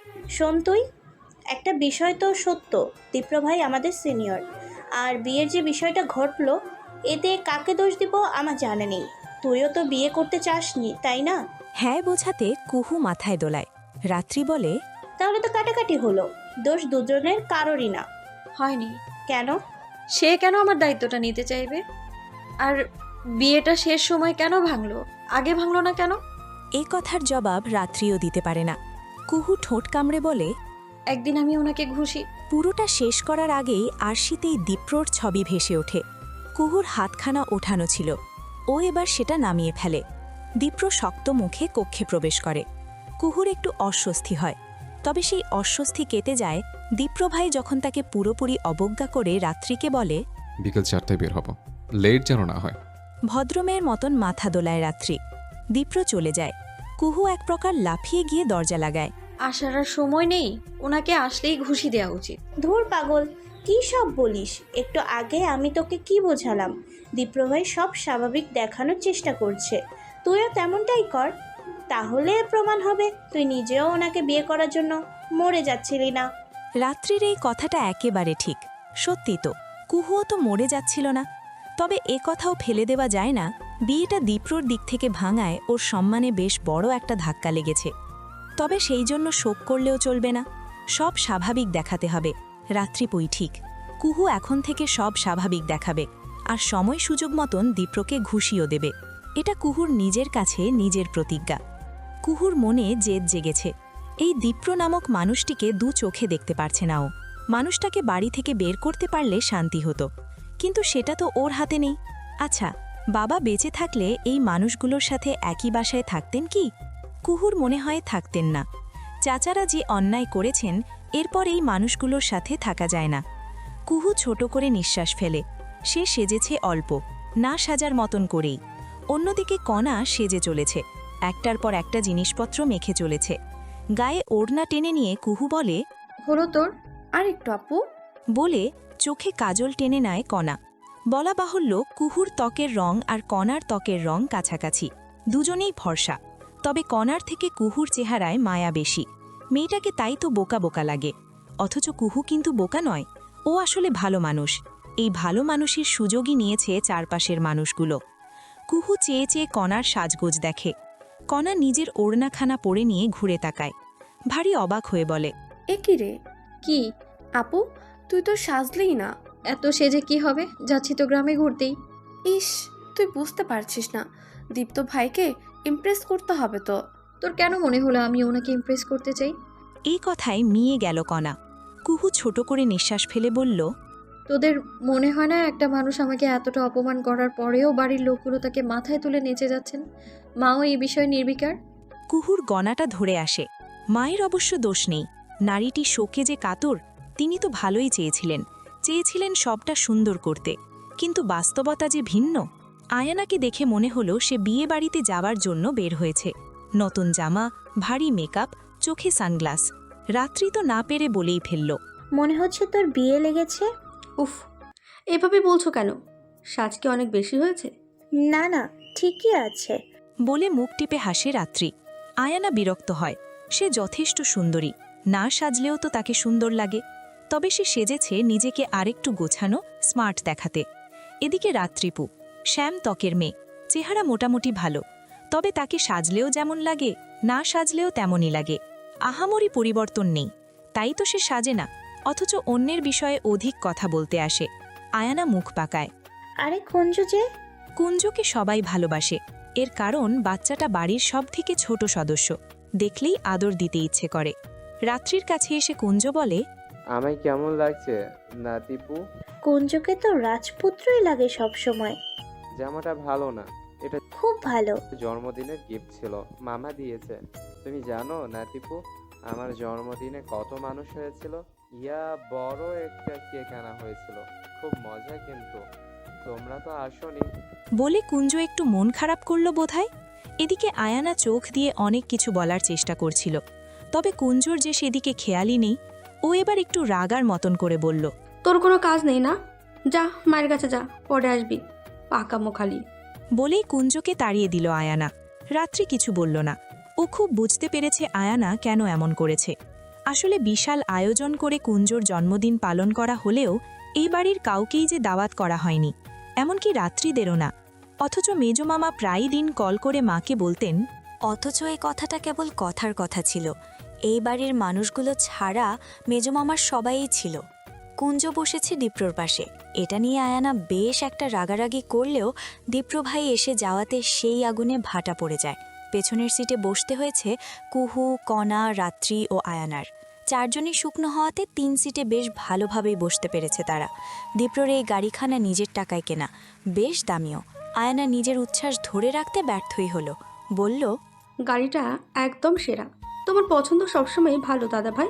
সামনে থেকে দীপ্র বলল, আসলেই পছন্দ ভালো। অবশ্যই, এই কালারটাও একদম পারফেক্ট। দীপ্র সামান্য হাসল। পেছন থেকে কণা এবার বলল, বোর হয়ে যাচ্ছি, গান কোথায়? কি গান শুনবে? এই পথ যদি না শেষ হয়। না না, এসব বাংলা গান নয়, তুমি বরং ওয়েক মি আপ দাও। বাধা দিয়ে বলল আয়ানা। কণার মুখটা শুকনো হলো। ও আবার বলল, ওসব ইংরেজি গান ভালো লাগে না। না ভালো লাগার কি আছে, তুই কি ইংরেজি বুঝিস না? আয়ানা সস্তা মুশিকতা করে হেসে উঠল। কুহুর খুব লাগলো কথাটা। বোনের হয়েও বলল, ইংরেজি কেন বুঝবে না আনাপু? তার না বুঝলেও তাতে দোষের কি? এই রে, তুই কি মাইন্ড করলি না কি কুহু? আমি কিন্তু এমনি এমনি বলেছি। কুহু আর কিছু বলল না। ওর মেজাজে আসলে এখন ঠিক নেই। নিজের জন্য না হলেও বোনের জন্য সে রুখে দাঁড়াতে পারে। তবে দীপ্র নামক মানুষটা থাকায় আর কিছু বলতেও ভালো লাগছে না। এদিকে রাত্রি কিছু একটা বলতে যেতেই দীপ্র বলল, পাকিস্তানে গান দিচ্ছে। বলেই পাকিস্তানের বেশ জনপ্রিয় একটা গান চালালো, আতিফ আসলামের গাওয়া। শুনতে খারাপ লাগছে না। ওরা সবাই চুপ হয়ে গেল। কতক্ষণ যেতেই কুঞ্জ বলল, আমরা কি গাড়িতেই থাকবো দীপু ভাই? না না, বড় রাস্তায় গাড়ি পার্ক করে তারপর ঘুরতে নামবো। আর কতক্ষণ? এসে গেছে। বলে দীপ্র ড্রাইভিংয়ে মনোযোগ দিতে যাচ্ছিল। তখনই লুকিং গ্লাসে ওর চোখ পড়ল, যেখানে কুহুকে দেখা যাচ্ছে। মেয়েটির চোখের দৃষ্টিতে তীব্র ক্ষোভের আগমন হয়েছে। এই ক্ষোভের কারণ শুধুই কি আয়ানা, নাকি দীপ্র নিজেও? দীপ্র গাড়ি থামাতেই কুঞ্জর গলা, এসে গেছি। হ্যাঁ। কুহু এত সময় জানালা দিয়ে বাইরেটা দেখছিল। ওদের এলাকাটা একদমই ছোট নয়। বিশাল এলাকায় সম্ভাবনার অনেক কিছুই রয়েছে। গ্রামের একপাশে নদী ও ধানি জমি হওয়াতে এখানে চাষের কাজ ভালো হয়। কিন্তু চাষ করার লোকের অভাব। বছরে 3 ফসল ফলানো সম্ভব হলেও ধানি জমিগুলোর অনেক জমিই খালি পড়ে থাকে সারা বছর। শোনা যায় এখানে নাকি বিশাল কোনো প্রজেক্ট নিয়ে আসার প্ল্যান চলছে। অথচ এতে করে যে নদীর ক্ষতি হয়ে যাবে সেদিকে কোনো খেয়ালই নেই। কুহু ছোট করে নিঃশ্বাস ফেলে গাড়ি থেকে নেমে আসে। বাকিরা আগেই নেমে এসেছে। আয়না চটপট কটা সেলফি নিয়ে বলে, ছবিগুলো সুন্দর এসেছে তো। এই কণা, দীপ্র দাদা ভাইয়ের সাথে একটা ক্লিক করে দে তো। বলেই কণার হাতে ফোন তুলে দেয় আয়ানা। তারপর এসে দাঁড়ায় দীপ্রর পাশে। একটা ক্লিকের পর দীপ্রর বাহু টেনে ধরে কিছুটা ঘনিষ্ঠ হয়ে বলে, এবার তোল। এই মুহূর্তে আয়নার চোখে মুখে অন্যরকম উচ্ছ্বাস। যদিও স্বাভাবিক দৃষ্টিতে বিষয়টা অস্বাভাবিক নয়, কিন্তু কণার বড় মেজাজ গরম হচ্ছে। ওর ইচ্ছে করছে আয়নাপুর ফোনটা ছুঁড়ে ফেলে ভাঙতে, কিন্তু ইচ্ছে হলেই কি সব করা যায়? দীপ্র গাড়িতে হেলান দিয়ে। ওর খুব ছোট সময়ের কথা মনে হচ্ছে। তখনকার পরিবেশ ভিন্ন ছিল, ছিল আনন্দ। এখন সব পানসে। দীপ্র একদম গ্রামের ছেলে। ছেলেবেলায় নদীতে ঝাঁপ, গাছে ওঠা, মাছ ধরা সহ শখের বসে ধান কাটার মতন কাজটিও করা হয়েছে তার। তারপর বিদেশের মাটিতে চলে যাওয়া, সেই কালচার গায়ে মাখানো। তাই বলে কি গ্রামকে ভুলেছে সে? না তো, ভুলেনি। ওর ইচ্ছে ছিল এখানে আসার, স্থায়ীভাবে থাকার। আশা হয়েছে, তবে স্থায়ী হওয়াটা অনেক কিছুর ওপর নির্ভর করছে। দীপ্র ভারী অবাক হয় যখন দেখে এত বছরেও এলাকাটা তেমন উন্নয়ন হয়নি, অথচ একদম শহরের পাশের এলাকা। এর পেছনে যে রাজনৈতিক শক্তি কাজ করছে তা আর আলাদা করে বলতে হয় না। দীপ্র ছোট করে নিঃশ্বাস ফেলে। অদূরে দাঁড়িয়ে সবাই। ছবি তোলা হচ্ছে। দীপ্র যায়নি, এখানেই দাঁড়িয়ে আছে। এদিকে সময় পেরিয়ে যাচ্ছে। ও এবার ডাকার প্রয়োজন বোধ করল। হলো তোদের? কণা প্রায় 10 মিনিট ধরে একটা রিলস বানানোর চেষ্টা করছে, কিন্তু হচ্ছে না মনের মতন। আয়ানা নিজেও সোশ্যাল মিডিয়া পার্সন, তাই দুজনের এই বিষয় ভালোই বনেছে। একে অপরকে সাহায্য করছে। রাত্রি আর কুঞ্জ একসাথে। কুঞ্জর হাজারটা প্রশ্ন। বাচ্চাটা যে গ্রামীণ পরিবেশের সাথে একদমই পরিচিত নয়, তাই তার সব প্রশ্নের জবাব দিতে হচ্ছে মেয়েটিকে। এদিকে কুহু একদম একা দাঁড়িয়ে। হালকা বাতাসে ওর ওড়নার এক পাশ উড়ে যাচ্ছে। মনোযোগ সামনের ক্ষেতগুলোর দিকে। খুব ভালোভাবে তাকালে বোঝা যায় এই ক্ষেতের ঠিক শেষ মাথা থেকেই নদী বয়ে চলেছে, আর সেই নদীর পাশেই মাথা তুলে দাঁড়িয়ে আছে স্কুলটি, যেই স্কুলের প্রাণ ছিলেন কুহুর বাবা কাদের দেওয়ান। কুহু অনমনেই সবটা ভাবছিল। তখনই রাত্রি এসে ওর পাশে দাঁড়ালো। মামার কথা ভাবছিস? না তাকিয়ে কুহু বলল, বাবার কথা তো মাথা থেকে যায়ই না রাত্রিপু, নতুন করে আর কি ভাববো? তুই মেনে নিতে শিখ বোন। মামা চলে গেলেন কতদিন হলো? কিভাবে মানবো? বাবার সব স্বপ্ন সব কিছু চোখের সামনে শেষ হয়ে যাচ্ছে। স্কুলের খবর তো জানো, বাবা চলে যেতেই যে যার মতো ধ্বংসযজ্ঞ চালাচ্ছে। অনিয়মে যা তা অবস্থা, ছোট ছোট বাচ্চাদের মাথায় নষ্ট রাজনীতি ঢোকানো হচ্ছে। কুহুর কথায় রাত্রির মনটাও বড় বিষণ্ণ হয়ে গেল। ও কিছু বলার পূর্বেই অদূর থেকে দীপ্রর গলা। রাত্রি, লেট হয়ে যাচ্ছে। পেছন ফিরে চাইল রাত্রি। দীপ্র ভাই ভ্রু কুঞ্চিত করে তাকিয়ে। দ্রুত কর, এভাবে সময় নষ্ট করার মতন সময় নেই।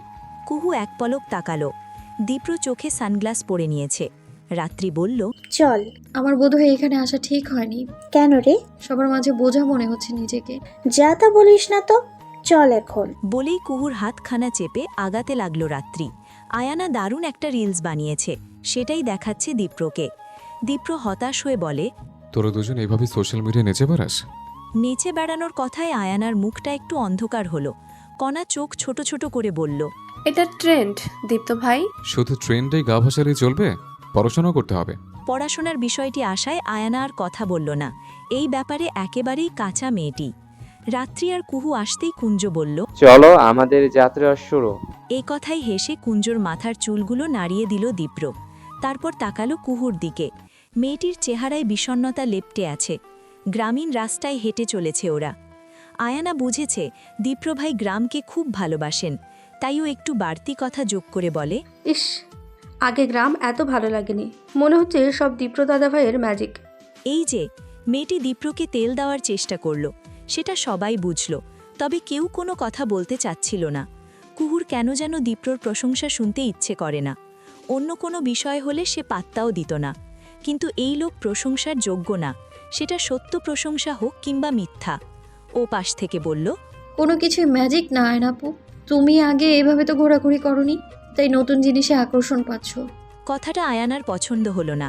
আজ কুহু একটু বেশিই কথা বলছে, অথচ মেয়েটিকে ও বোকাশোকা বলেই জানে। ঠিক আছে, এখন কথা বাদ দিয়ে পা চালা। এই ওদিকটায় ভাজার দোকান আছে, চল খাই। রাত্রি উচ্ছ্বাস নিয়ে বলতেই আয়ানা বিরোধ করে বলল, একদম না, এগুলা আমি খাবই না, শেষে আমার ব্রণ উঠবে। একদিন খেলে কিছু হবে না আয়ানা। তোমরা খাও রাত্রিপু, আমি খুবই হেলথ কনসাস। বলেই মুখ গলিয়ে নিল আয়ানা। ওকে আর কেউ টানল না। দোকানের সামনে আসতেই ভাজার ঘ্রাণে পেটে ইঁদুরের নাচানাচি শুরু হলো। কুঞ্জ পেটুক স্বভাবের, ও সবার আগে বলল, আমি কিন্তু অনেকগুলো খাবো। আয়ানা বড় বিরক্ত হলো, বলল, এত খাই খাই করিস কেন তুই? বোনের কথায় কুঞ্জর মুখটা ছোট হয়ে গেল। আপু সব সময় এমন করে। ওর মুখের ভঙ্গি দেখে দীপ্র বলল, এভাবে বলছিস কেন আয়না? ও খেতে ভালোবাসে, সেটা তো জানিসই। না মানে, তাই বলে সব সময়? বলে বিড়বিড় করে থেমে গেল আয়ানা। কথাটা দীপ্র একদমই পছন্দ করেনি। খাওয়া নিয়ে কথা শোনানো তার ভারী অপছন্দের।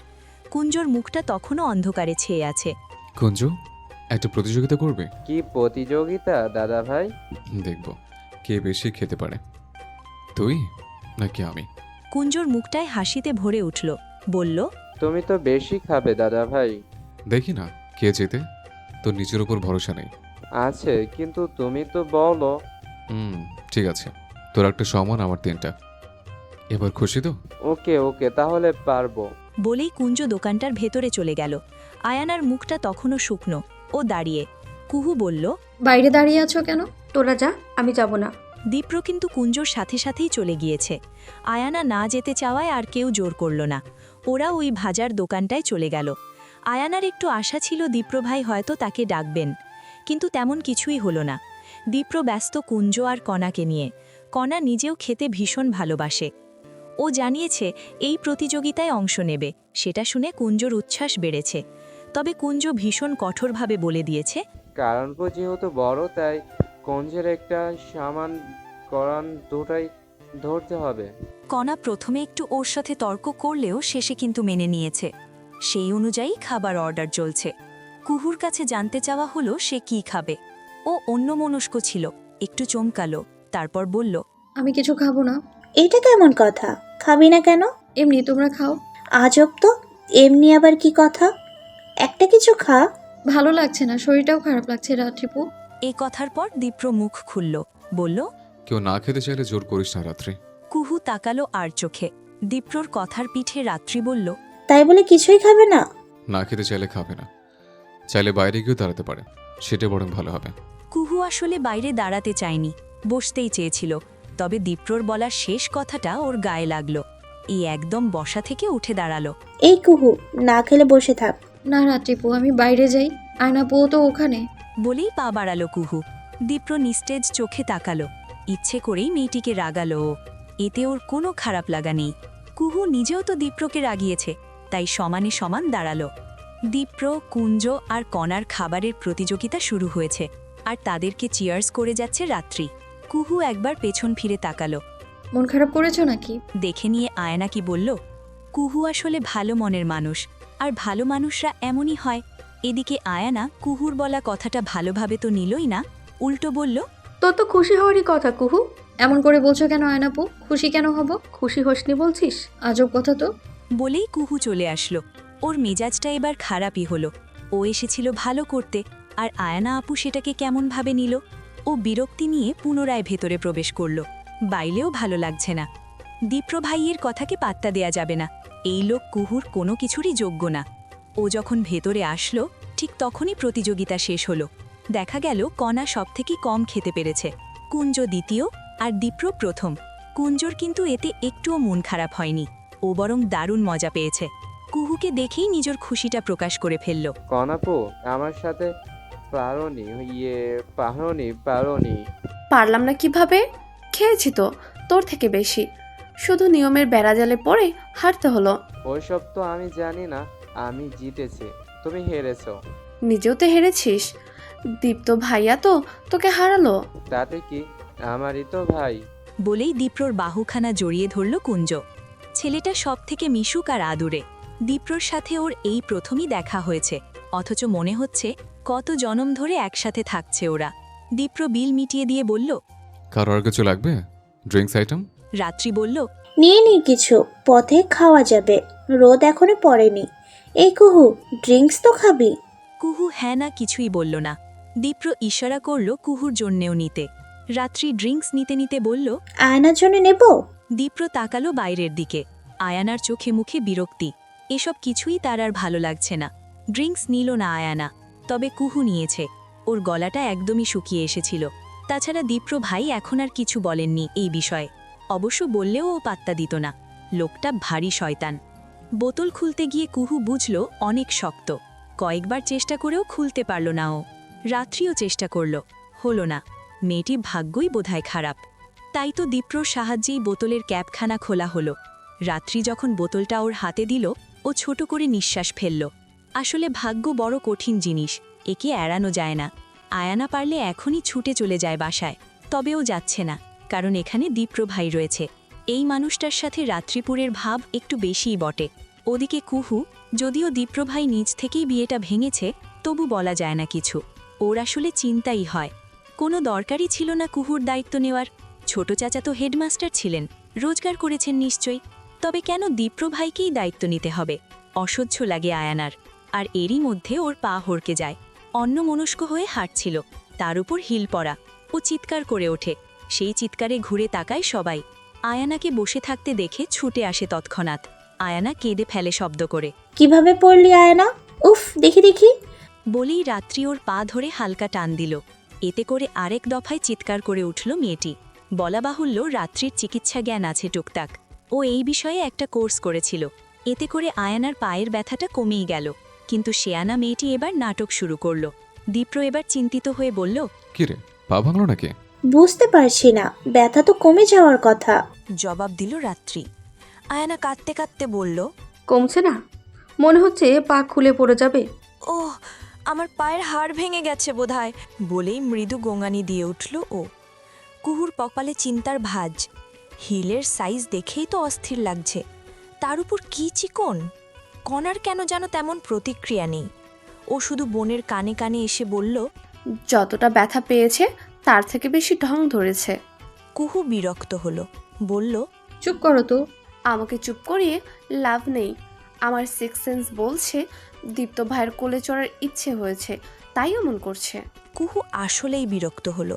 তার বোন একটু বেশিই তরছে, আর সব কথাই দীপ্র ভাইকে টানে।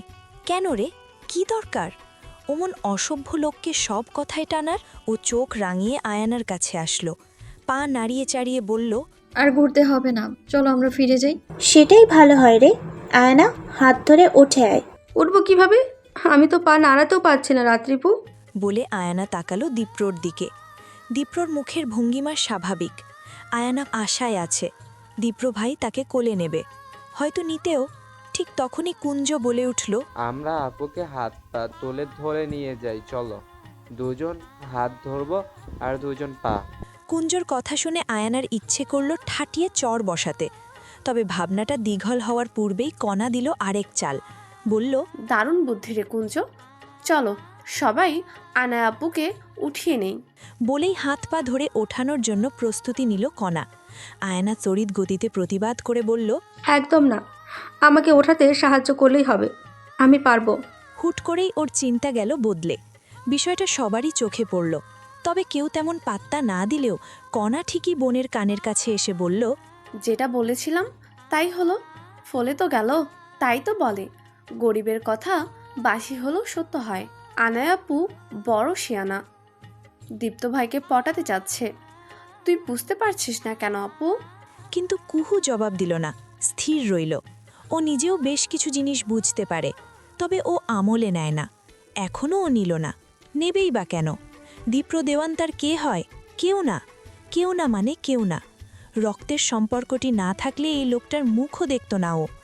আয়ানাকে নিয়ে বাড়িতে ফিরতেই মোটামুটি একটা শোরগোল হয়ে গেল। ওর মা ছুটে এসে একদম কেঁদে ফেললেন। সেই কান্না চলল প্রায় 10 মিনিট। 10 মিনিট পর কান্নার বিরতি এলো। তিনি দীপ্রর দিকে চাইলেন। এটা কিভাবে হলো দীপ্র? তুই সাথে থাকতেও কিভাবে পড়লো? কতটা অযৌক্তিক প্রশ্ন।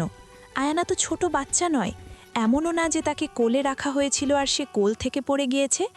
দীপ্র একটু গলা পরিষ্কারের মতন করে বলল, ও হিল পড়ে গিয়েছে মেজর চাচি, কিভাবে পড়লো সেটা তো আয়নাই ভালো বলতে পারবে।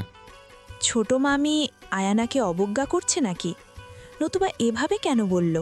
নাকি কুঞ্জকে তখন কথা শোনানোতে দীপ্র ভাই রেগে আছেন? আয়ানা বিশাল ভাবনায় পড়ল। ওর খারাপ লাগছে খুব, এটা মেনে নেওয়া যায় না। ও ঠোঁট কামড়ে ধরল। অভ্যাস নেই গ্রামের রাস্তায় হিল পরে হাঁটার, তাই হয়তো পড়ে গিয়েছে। মেজো মামি, ওকে বরং ঘরে নিয়ে যাই, রেস্ট করুক। রাত্রির সাথে তাল মিলিয়ে ভদ্রমহিলা বললেন, তাই চল। কি একটা ঘটনা! ইস, মেয়েটার পায়ের চেক আপ করা দরকার, ওর বাবাকে কল করতে হবে। আমার আর ভালো লাগে না। বলেই তিনি আরেক দফায় কাঁদতে লাগলেন। শহরের আবহাওয়া, এসির হিম শীতল বাতাস, ঝকঝকে তকতকে ভর বাড়ি, সব কিছু তিনি ভীষণ মিস করেন। ইচ্ছে হয় এক ছুটে চলে যেতে, কিন্তু সেই কপালটি নেই। তিনি কান্না থামালেন। রাত্রির সাহায্যে আয়ানাকে ঘরে নিয়ে যাওয়া হলো। কণা মুখ টিপে হাসছিল। ওর কেন যেন মজা লাগছে, সেটা মা লক্ষ্য করলেন। মেয়ের কাছাকাছি এসে বললেন, এসব হাসাহাসির মানে কি কণা? ই কেমন বেয়াদবি? উফ মা, তুমি জানোই না, সব ঢং, বিরক্ত লাগে আমার। কণার মুখের ভঙ্গিমার বদল এলো। ভদ্রমহিলা মেয়েকে প্রশ্রয় দিলেন না, বরং কঠিন সুরে বললেন, এমন বেয়াদবি আর করবে না, যাও ঘরে যাও, বেশি বড় হয়ে গিয়েছো না, যাও ঘরে। মায়ের হঠাৎ রেগে যাওয়াটা কণাকে বিস্মিত করল। ও কিছু একটা বলতে চাচ্ছিল, তবে মা এমনভাবে তাকালেন যে আর কিছুই বলার সাহস হলো না। কণা দ্রুত পায়ে দোতলার দিকে ছুটল। কুহুও ওর পেছন পেছন যেতে নিচ্ছিল। ঠিক তখনই মায়ের ডাক পড়ল। ও থামল। মা কাছে এলেন। তার চোখ দুটোই কঠিন কিছু ভাসছে।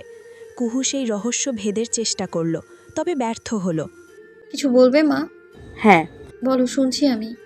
তুমি এখন থেকে দীপ্র থেকে দূরে থাকবে কুহু, যে তোমার চাচাতো ভাই, তাই আমি চাইলেও পুরো দূরে রাখার কথা বলতে পারবো না, তবে দূরে দূরে থাকবে, বুঝলে তুমি? কুহু ছোট করে বলল, আমি তো দূরেই থাকি মা। সত্যিই তো, কুহু দূরেই থাকে। তবুও তিনি বলার জন্য কথাটা বললেন। একটা নিঃশ্বাস ফেললেন। এগিয়ে এসে মেয়ের গাল ছুঁয়ে বললেন, একটা ভুল হয়ে গিয়েছে, তোমাকে দীপ্রর সাথে বিয়ে দেওয়ার সিদ্ধান্তটা আমাদের অনেক ভোগান্তি দেবে, তবে এটা ধরে বসে থাকলে তো চলবে না। তুমি পড়াশোনায় মন দাও কুহু, আর কেঁদে লাভ নেই। অনেক তো কান্নাকাটি হলো, তোমার বাবা নেই আজ কতগুলো দিন হলো বলো তো। বলেই কেঁদে ফেললেন নারীটি। কুহু কি বলবে বুঝল না, শুধু তাকিয়ে রইল। একটা সময় পর অনুভব করল ওর খুব ইচ্ছে করছে মাকে জড়িয়ে ধরতে, কিন্তু দ্বিধা কাজ করছে।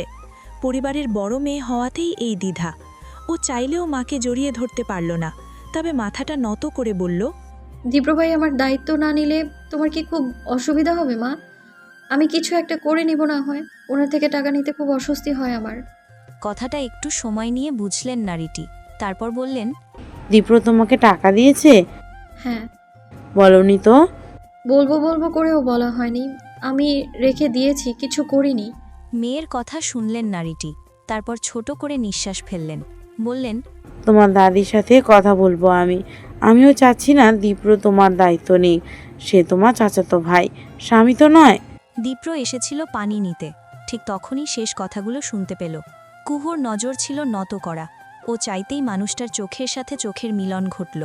কেন যেন কেঁপে উঠল মেয়েটির শরীর, অথচ দীপ্রর দৃষ্টিতে কোনো উত্তাপই নেই, বরং ভীষণ স্থির।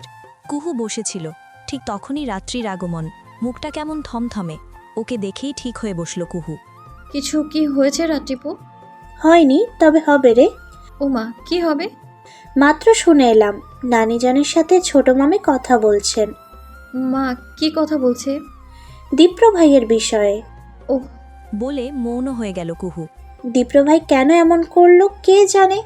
থাক না রাত্রিপু, ওনার ইচ্ছে হয়েছে তাই আমাকে নিয়ে খেললো। না রে, এটা আমার বিশ্বাস হয় না। ছোটবেলার কথা মনে নেই তোর? কুহু কিছু না বলে চেয়ে রইল। রাত্রি স্মৃতিচারণ করে বলল, তুই মনে করে দেখ, আমাদের মাঝে দীপ্র ভাই কাকে সব থেকে আদর করত? তোকেই তো, তাই না? কুহু স্মরণ করল, হ্যাঁ সত্যিই তাই। লোকটা তাকে এককালে ভীষণ স্নেহ করত। সেই মানুষটা কেন এমন করবে কুহু? মানুষ বদলায় রাত্রিপু। দীপ্র ভাই বদলায়নি রে, একদমই বদলায়নি। হয়তো বদলেছে। ছোটবেলায় আমি ওনার স্নেহের ছিলাম, বড় হয়েও যে তেমনটাই থাকবো এটার তো কোনো লজিক্যাল ব্যাখ্যা নেই রাত্রিপু। তার থেকেও বড় কথা, ছোটবেলার উনি আমাকে স্নেহ করতেন অন্য সম্পর্ক ধরে, সেটার বদল ধরতে যাচ্ছিল, সেটা হয়তো মানতে পারেননি। তেমন হলে আগে কেন মানা করলো না? ঠিক তাই, তবে আগে কেন মানা করল না? এই একটা প্রশ্নের উত্তর তো কুহুর নিকটও নেই। ও নিজেও তো এই উত্তর খুঁজে বেড়ায়। মাঝে অনেক বছর কেটেছে, দূরত্ব তৈরি হয়েছে, কিন্তু তবু যেই মানুষটা ভীষণ আদরে রাখত সেই মানুষটা এভাবে অপমান করতে পারে? কুহুর কান্না পায়, ভীষণ কান্না। তবে ও কাঁদতে চায় না কারো সামনে। এই ঝড়টা ওর নিজের। একান্ত কিছু ঝড় একান্তভাবেই সামলাতে হয়। রাতের খাবারের সময় সবাই এসেছে, আয়ানাও এসেছে। তার চোখ মুখ গম্ভীর। সবাই ওর খোঁজ নিয়েছে, তবে দীপ্র ভাই তেমন একটা খোঁজ নিল না। খোঁজ নিল না বলতে আলাদা করে নিল না, একবার ঘরে গিয়ে দেখলও না। এই নিয়েই ওর মনে একটা রাগ তৈরি হয়েছে। দাদিজানকে নিয়ে এলো কণা, বসিয়ে দিল চেয়ারে। খাবার বেড়ে দেওয়ার পর তিনি বললেন, আহ, কাদের কোথায় চলে গেলি বাবা? তোকে সারা সব কেমন মলিন। বলে তিনি দীর্ঘশ্বাস ফেললেন। মায়ের কষ্টটা ভীষণ আলাদা হয়, এই কষ্টটা কোনোভাবে ব্যাখ্যা সম্ভব নয়। সবাই থম ধরলে কেন? খাওয়া শুরু করো। শুরুর দিকে আমার কাদের বলতো, মা একদিন সব আবার আগের মতো হবে, ভাইজানরা ফিরবেন, আমরা সবাই এক হব। হলো তাই, কিন্তু সেটা দেখার জন্য আমার ছেলেটা রইল না। বলে চোখের জলটুকু মুছলেন তিনি। দীপ্রর প্লেটে ভাত, ও নাড়াচাড়া করে কথাগুলো শুনছিল। কুহু নীরব হয়ে বসে। বাবার কথা মনে পড়লেই সবটা কেমন যেন লাগে। খাও তোমরা। ছোট বউ, তরকারি দাও সবাইকে। ববিতা তরকারির বাটি নিয়ে বেড়ে দিতে লাগলেন। তিনি পাথরের মতো আচরণ করছেন। নিঃস্ব হয়ে যাওয়ার পর মানুষ পাথরের মতনই হয়ে যায়, যদিও কখনো কখনো পাথরের মাঝেও ফাটল ধরে, আর তখন আষাঢ়ের বৃষ্টির মতন কাঁদতে ইচ্ছে করে। বাইরে বৃষ্টি হচ্ছে। দীপ্র নিজের কক্ষে বসেই কাজ করছিল, তবে কাজে মন থাকছে না। এমনটা খুব অল্পই হয় ওর সাথে। ও বরাবরই কর্মঠ, স্বভাবতই কাজে মন না বসলে সেই কাজ আরও বেশি করে ও। আজও তাই ঘটছে। কাজে মন বসছে না, তবে মনকে জোর করে বসিয়ে রেখেছে। এতে ধীরে হলেও কাজগুলো আগাচ্ছে। দীপ্রর এই স্বভাবটা দারুণ, তাই তো ওর শিক্ষক বলতেন, দীপ্র, তোমার মতন ডেডিকেটেড মানুষ খুব কমই জন্ম নেয়, নিজেকে হারিয়ে ফেলো না। এই কথাটা বারবার মনে করে ও। যখনই মনে হয় তখনই ভেতর থেকে অন্যরকম শক্তি কাজ করে। বাইরের বৃষ্টি ওর কাজে বিরতি দিল। জানালাটা দুলছে, বারবার আঘাত করছে। এতে মনোযোগ সরে যাচ্ছে। ও ল্যাপটপ রেখে গিয়ে জানালা লাগাতে এলো। ঠিক তখনই নজরে এলো বৃষ্টিতে ভিজে চলেছে এক নারী অবয়ব। একটু ভালো মতন দেখলে বোঝা যায় অবয়বটি কুহুরি।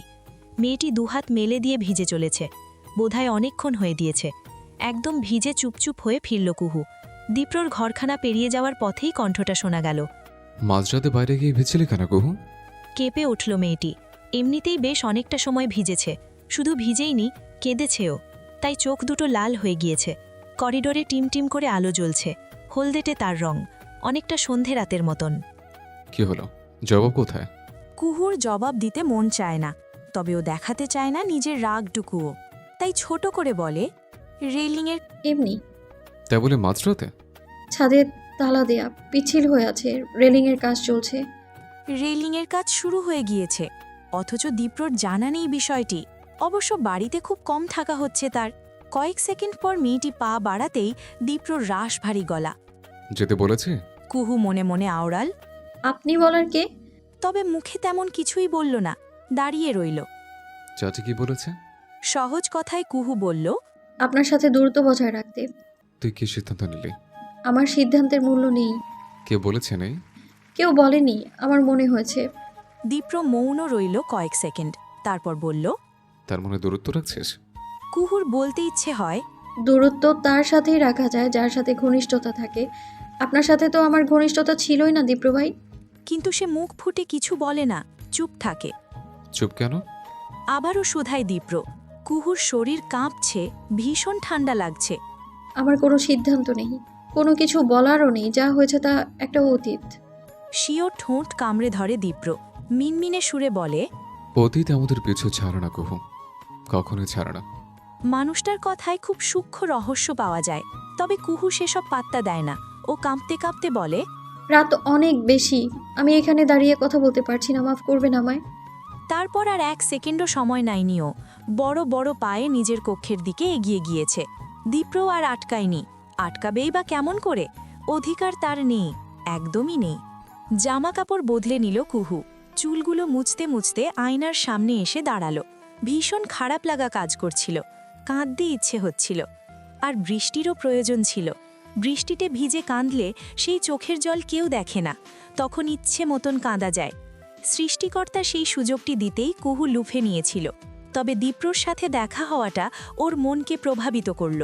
কঠিন ব্যক্তিত্ব দেখানো দীপ্র আজ তার সিদ্ধান্তের কথা জানতে চেয়েছে।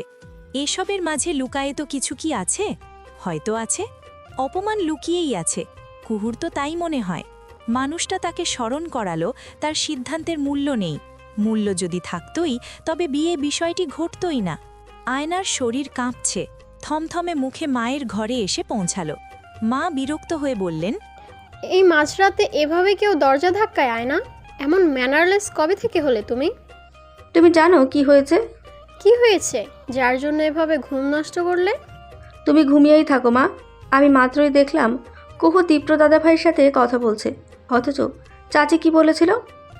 শোনো, এসব মুখের কথা মা। আসলে চাচি কৌশলে কুহু আর দীপ্র দাদা ভাইকে এক করতে চাচ্ছেন। সবগুলো কথা মনোযোগ দিয়ে শুনলেন আবিদা। তারপর ছোট করে নিঃশ্বাস ফেলে বললেন, তুমি এতটা উদ্বিগ্ন কেন হচ্ছ আয়না? কেন হচ্ছি সেটা বোঝো না তুমি? আমি তোমাকে সিরিয়াসভাবে নেইনি। তুমি সত্যি দীপ্রকে চাও আয়না? একদম সিরিয়াস? আয়নার চোখ দুটো নোনা জলে চিকচিক করে উঠল। এক বিন্দু গাল বেয়ে গড়িয়েও পড়ল। এতেই যা বোঝার বুঝে গেলেন আবিদা। রাত বিরেতে আলোচনা চলছে। আয়নার বাবা আনোয়ার বেশ চিন্তিত, সেই সাথে রাগান্বিত বোধ করলেন। দীপ্রকেই কেন পছন্দ করতে গেলে তুমি? আমার মাথাটা খারাপ করে দেবে। যদি দীপ্রর সাথে কুহুর বিয়ে হতো তখন কি করতে? বিয়ে তো হয়নি বাবা, তাহলে এই কথা কেন আসছে? যদি হতো? জানি না, আমি হয়তো খুন করে ফেলতাম। চুপ একদম, যা তা কথা বলবে না। বাবার ধমকে আয়না মিয়ে গেল। আবিদা হতাশ কণ্ঠে বললেন, এখন কি করবে? বিষয়টা কোন দিকে যাবে খেয়াল করেছো? কুহুর সাথে বিয়ের ব্যাপার উঠেছিল, সব ঠিকঠাকই তো চলছিল। এখন যদি আয়ানা সেই জায়গায় আসে তখন বিষয়টি কতটা খারাপ হয় বলো তো? কথাটা পছন্দ হলো না আয়নার। ও দাঁড়িয়ে গেল, রাগ দেখিয়ে বলল, তখন থেকে একই রকম কথা বলছো বাবা। কুহু এখানে কেন আসবে? দীপ্র দাদা ভাই নিজেই তো বিয়ে ভেঙেছে। আমি ছোট মানুষ, চুপ করে থাকো। সেই ছোট মানুষ থাকো তোমরা। ভাতিজির জন্য দরদ উতলে পড়ে। বলে গটগট শব্দে স্থান ত্যাগ করে আয়না। আবিদা চিন্তিত সুরে বলে, খেয়াল করেছো ওর জেদটা মারাত্মক, এমন তো আগে করেনি। আনোয়ার ভারী চিন্তায় পড়লেন। আবিদা আবারও বললেন, মাথা কাজ করছে না, এখানে আসাই ঠিক হয়নি, জানি না কি করবে, আমার সংসারে অশান্তি না হোক। বলে তিনিও উঠে চলে গেলেন। রয়ে গেলেন আনোয়ার একা। তিনি সমগ্র বিষয়টা নিয়ে ভেবে চলেছেন। এই ভাবনার মধ্যে উঠে এসেছে দীপ্রর ব্যক্তিত্ব। ছেলেটা অল্প বয়সে দারুণ সব কাজ করে চলেছে। সব মিলিয়ে মেয়ে জামাই হিসেবে দারুণ চয়েস হবে, কিন্তু কুহুর ব্যাপারটা যে ভাবিয়ে তোলে। এখানে এসেই আটকে যেতে হয়। পরিস্থিতি বড় জটিল। জ্বর একটু নেমেছিল, বৃষ্টিতে ভিজে সেটা আবার বাড়িয়েছে কুহু। সকাল সকাল তার অবস্থা আরও নাজেহাল হলো। ও একটা ঔষধ খেয়েছিল, তবে তা কাজে দিচ্ছে না। নাশতার টেবিলে অল্প একটু খেয়ে চলে এসেছে। এরই মধ্যে খবর এলো দাদিজান নাকি ডেকেছেন। কুহুর শরীর একটুও নড়তে চাচ্ছে না, তবে না গিয়েও যে উপায় নেই। ও উঠল ধীর পায়ে। তারপর অনেকটা স্বাভাবিকভাবেই ছোটার চেষ্টা করল, যেন কেউ না ধরতে পারে। আসবো দাদিজান? বৃদ্ধা বরাবরের মতনই তসবি পাঠ করছিলেন। কুহুকে দেখে বললেন, আয়। ছোট কদমে ভেতরে প্রবেশ করল কুহু। বসল দাদির পাশে। দৃষ্টি ফেলে সামান্য হাসল। মন খারাপ নাকি? না তো। হাসার মধ্যে কেমন সুখ নাই? সুখ তো হারিয়ে গেছে দাদিজান। বাবা চলে যাওয়ার পরই সবটা হারিয়ে গেছে। দাদিজান আবার তসবি পাঠ করলেন। তারপর বললেন, হায়াত মৌত তো আমাদের হাতে নাই কুহু। বিয়েটাও আমাদের হাতে নেই, তাই না দাদিজান? এই কথায় বৃদ্ধা একটু থামলেন, উত্তর করলেন না। কুহু মাথাটা নামিয়ে বললেন, মায়ের দোষ নেই, আমিই চাই না দীপ্রভাই আমার দায়িত্ব নেই। কুহু জানে তাকে কি বলা হবে, তাই তো আগেভাগেই নিজের কথাটি জানালো। বৃদ্ধা একটু সময় নিয়ে বললেন, পরিস্থিতি কিন্তু ভালো না কুহু। তোর মায়ের হাতে কিচ্ছু নাই। কাদের এত ভালো মানুষ ছিল যে নিজের সব জোগাড় স্কুলটার পেছনে দিয়ে দিছে। হয়তো বুঝেনি এত দ্রুত চলে যেতে হবে, না হলে একটা পথ করে যেত। বলে দাদিজান আফসোস করলেন। কুহু বলল, এটা নিয়ে তো আমাদের কখনো দ্বিমত ছিল না দাদিজান। আমরাও তো চেয়েছি স্কুলটার উন্নয়ন হোক। দীপ্র দায়িত্ব নিলে কি সমস্যা বলতো আমায়? তোর মায়ের জন্য চাপ হবে সব সামাল দিতে। তুই শহরে গিয়ে পড়াশোনা করছিস, সেটার খরচা কিভাবে দেবে বলতো? কুহু মাথাটা নামিয়ে ফেলল, ছোট করে বলল, দায়িত্ব মানেই কি টাকা দেয়া দাদিজান? কুহুর কথার মানে বুঝলেন না বৃদ্ধা। তিনি তাকিয়ে রইলেন। কুহু বলল, তিনি যে আমাকে অপমান করলেন, সেই বেলায় কারো কোনো যায় আসে না? আমার কি কোনো আত্মসম্মান নেই? এই কথার জবাব আসলেই দিতে পারলেন না বৃদ্ধা। কুহু কেমন অভিমান করে বলল, আপনি যে আপনার নাতিকে বেশি ভালোবাসেন তা প্রমাণ হয়ে গেল। ওর অভিমান দেখে হেসে ফেললেন বৃদ্ধা। মাথায় হাত বুলিয়ে বললেন, ফাহা গোলরে, তোকেই বেশি ভালোবাসি। সেটাই তো দেখতেই পাচ্ছি। যদি এমনই হয় তবে ওনার থেকে সাহায্য নিতে বলবেন না। আমি দয়া নিতে চাই না। এটাকে দয়া মনে হলো তোর? কুহু জবাব দিল না। দাদিজান ছোট করে নিঃশ্বাস ফেলে বললেন, তুই যা বলবি তাই হবে। তোর বাবা চাইতো না বাপ দাদার সম্পত্তি বিক্রি করতে, সেই জন্য এত কষ্ট করে গেল জীবনে। সে তো নেই, এখন চাইলেই বিক্রি করা যাবে, তখন আর সমস্যা হবে না। কুহু বিরোধ করে বলল, তেমন কিছুই হবে না দাদিজান। আমরা বিক্রি করব না কোনো কিছু। বাবা যা চাইতেন, যা করতেন তাই হবে। বলে কুহু নিজের বক্তব্য রাখল। বৃদ্ধা বললেন, খরচা কিভাবে জোগাড় করবি তাহলে? একটা কিছু করে নেব, আপনি চিন্তা করবেন না। শুধু দয়ায় বাঁচতে বলবেন না। বলেই দাদির হাতখানা ধরল কুহু। বৃদ্ধার বয়স হয়েছে, শরীরে ঢিল এসেছে সেই কবেই। আজকাল শুধু মৃত্যুর অপেক্ষা করতে ইচ্ছে করে। দুনিয়ার মোহ এখন কেটে গিয়েছে। এখন মৃত্যুই সবথেকে রহস্যময় ও সুন্দর মনে হয়। একই সময় ডাকা হলো দীপ্রকেও। ছেলেটাকে দেখে একপাশে গিয়ে দাঁড়ালো কুহু। দাদিজান বললেন, তোমার দায়িত্ব কমে গেল দীপ্র। দীপ্রর চেহারায় একটা কঠোর ভাব এলো। বৃদ্ধা বললেন, কুহু তোমাকে দায়িত্ব থেকে মুক্তি দিয়েছে। এবারও কথা বলল না দীপ্র। দাদিজান ছোট করে নিঃশ্বাস ফেলে বললেন, শোনো, আমি জানি বিষয়গুলো জটিল হয়েছে, তবে দুজন সম্পর্ক ঠিক করে নেবে। কি নেবে তো? কুহুর দিকে তাকালেন বৃদ্ধা। ও জবাব না দেয়াতে দীপ্র এবার বলল, দাদিজান, আমি সম্পর্ক ঠিক রাখতে চাচ্ছিলাম, সেজন্য দায়িত্ব নিতে চেয়েছি। সেটা অস্বীকার করে বরং সম্পর্ক নষ্ট করা হলো। কুহুর কাছে এটা আত্মসম্মানজনক মনে হয়েছে, তাই সে নাকচ করেছে। এবার দীপ্র পাশ ফিরে চাইল। কুহু একদম স্থির, চোখের পলকও বোধহয় পড়ছে না। এখানে অসম্মানজনকের কি হলো? ছোট একটা মানুষ, তার কথা আপনারা কি শুরু করলেন দাদিজান? এবার প্রতিবাদ করে উঠল কুহু, বলল, আমি ছোট নই। বিরক্তি নিয়ে পুনরায় তাকালো দীপ্র। কুহু এক হাতে নিজের জামাখানা চেপে ধরল। আপনি দায়িত্ব নিতে চেয়েছেন, আমি বলেছি প্রয়োজন নেই। বিষয়টা এই অবধি ছিল। ও আচ্ছা, ঠিক আছে দাদিজান, আমি আসছি। বলেই চলে গেল দীপ্র। বোঝা গেল তার খুব রাগ উঠেছে। দাদিজান চিন্তিত বোধ হয়, তবে কুহু নিজের কথায় অটল। সে বড় সাহস করে কথাগুলো বলেছে, তাই কোনো নড়চড় নেই এই সিদ্ধান্তের। দীপ্রকে দায়িত্ব থেকে মুক্তি দেওয়ার বিষয়টি সবাইকে ডেকে নিয়ে খোলাসা করে দেওয়া হলো। এতে বিরোধ দেখালেন দবির দেওয়ান।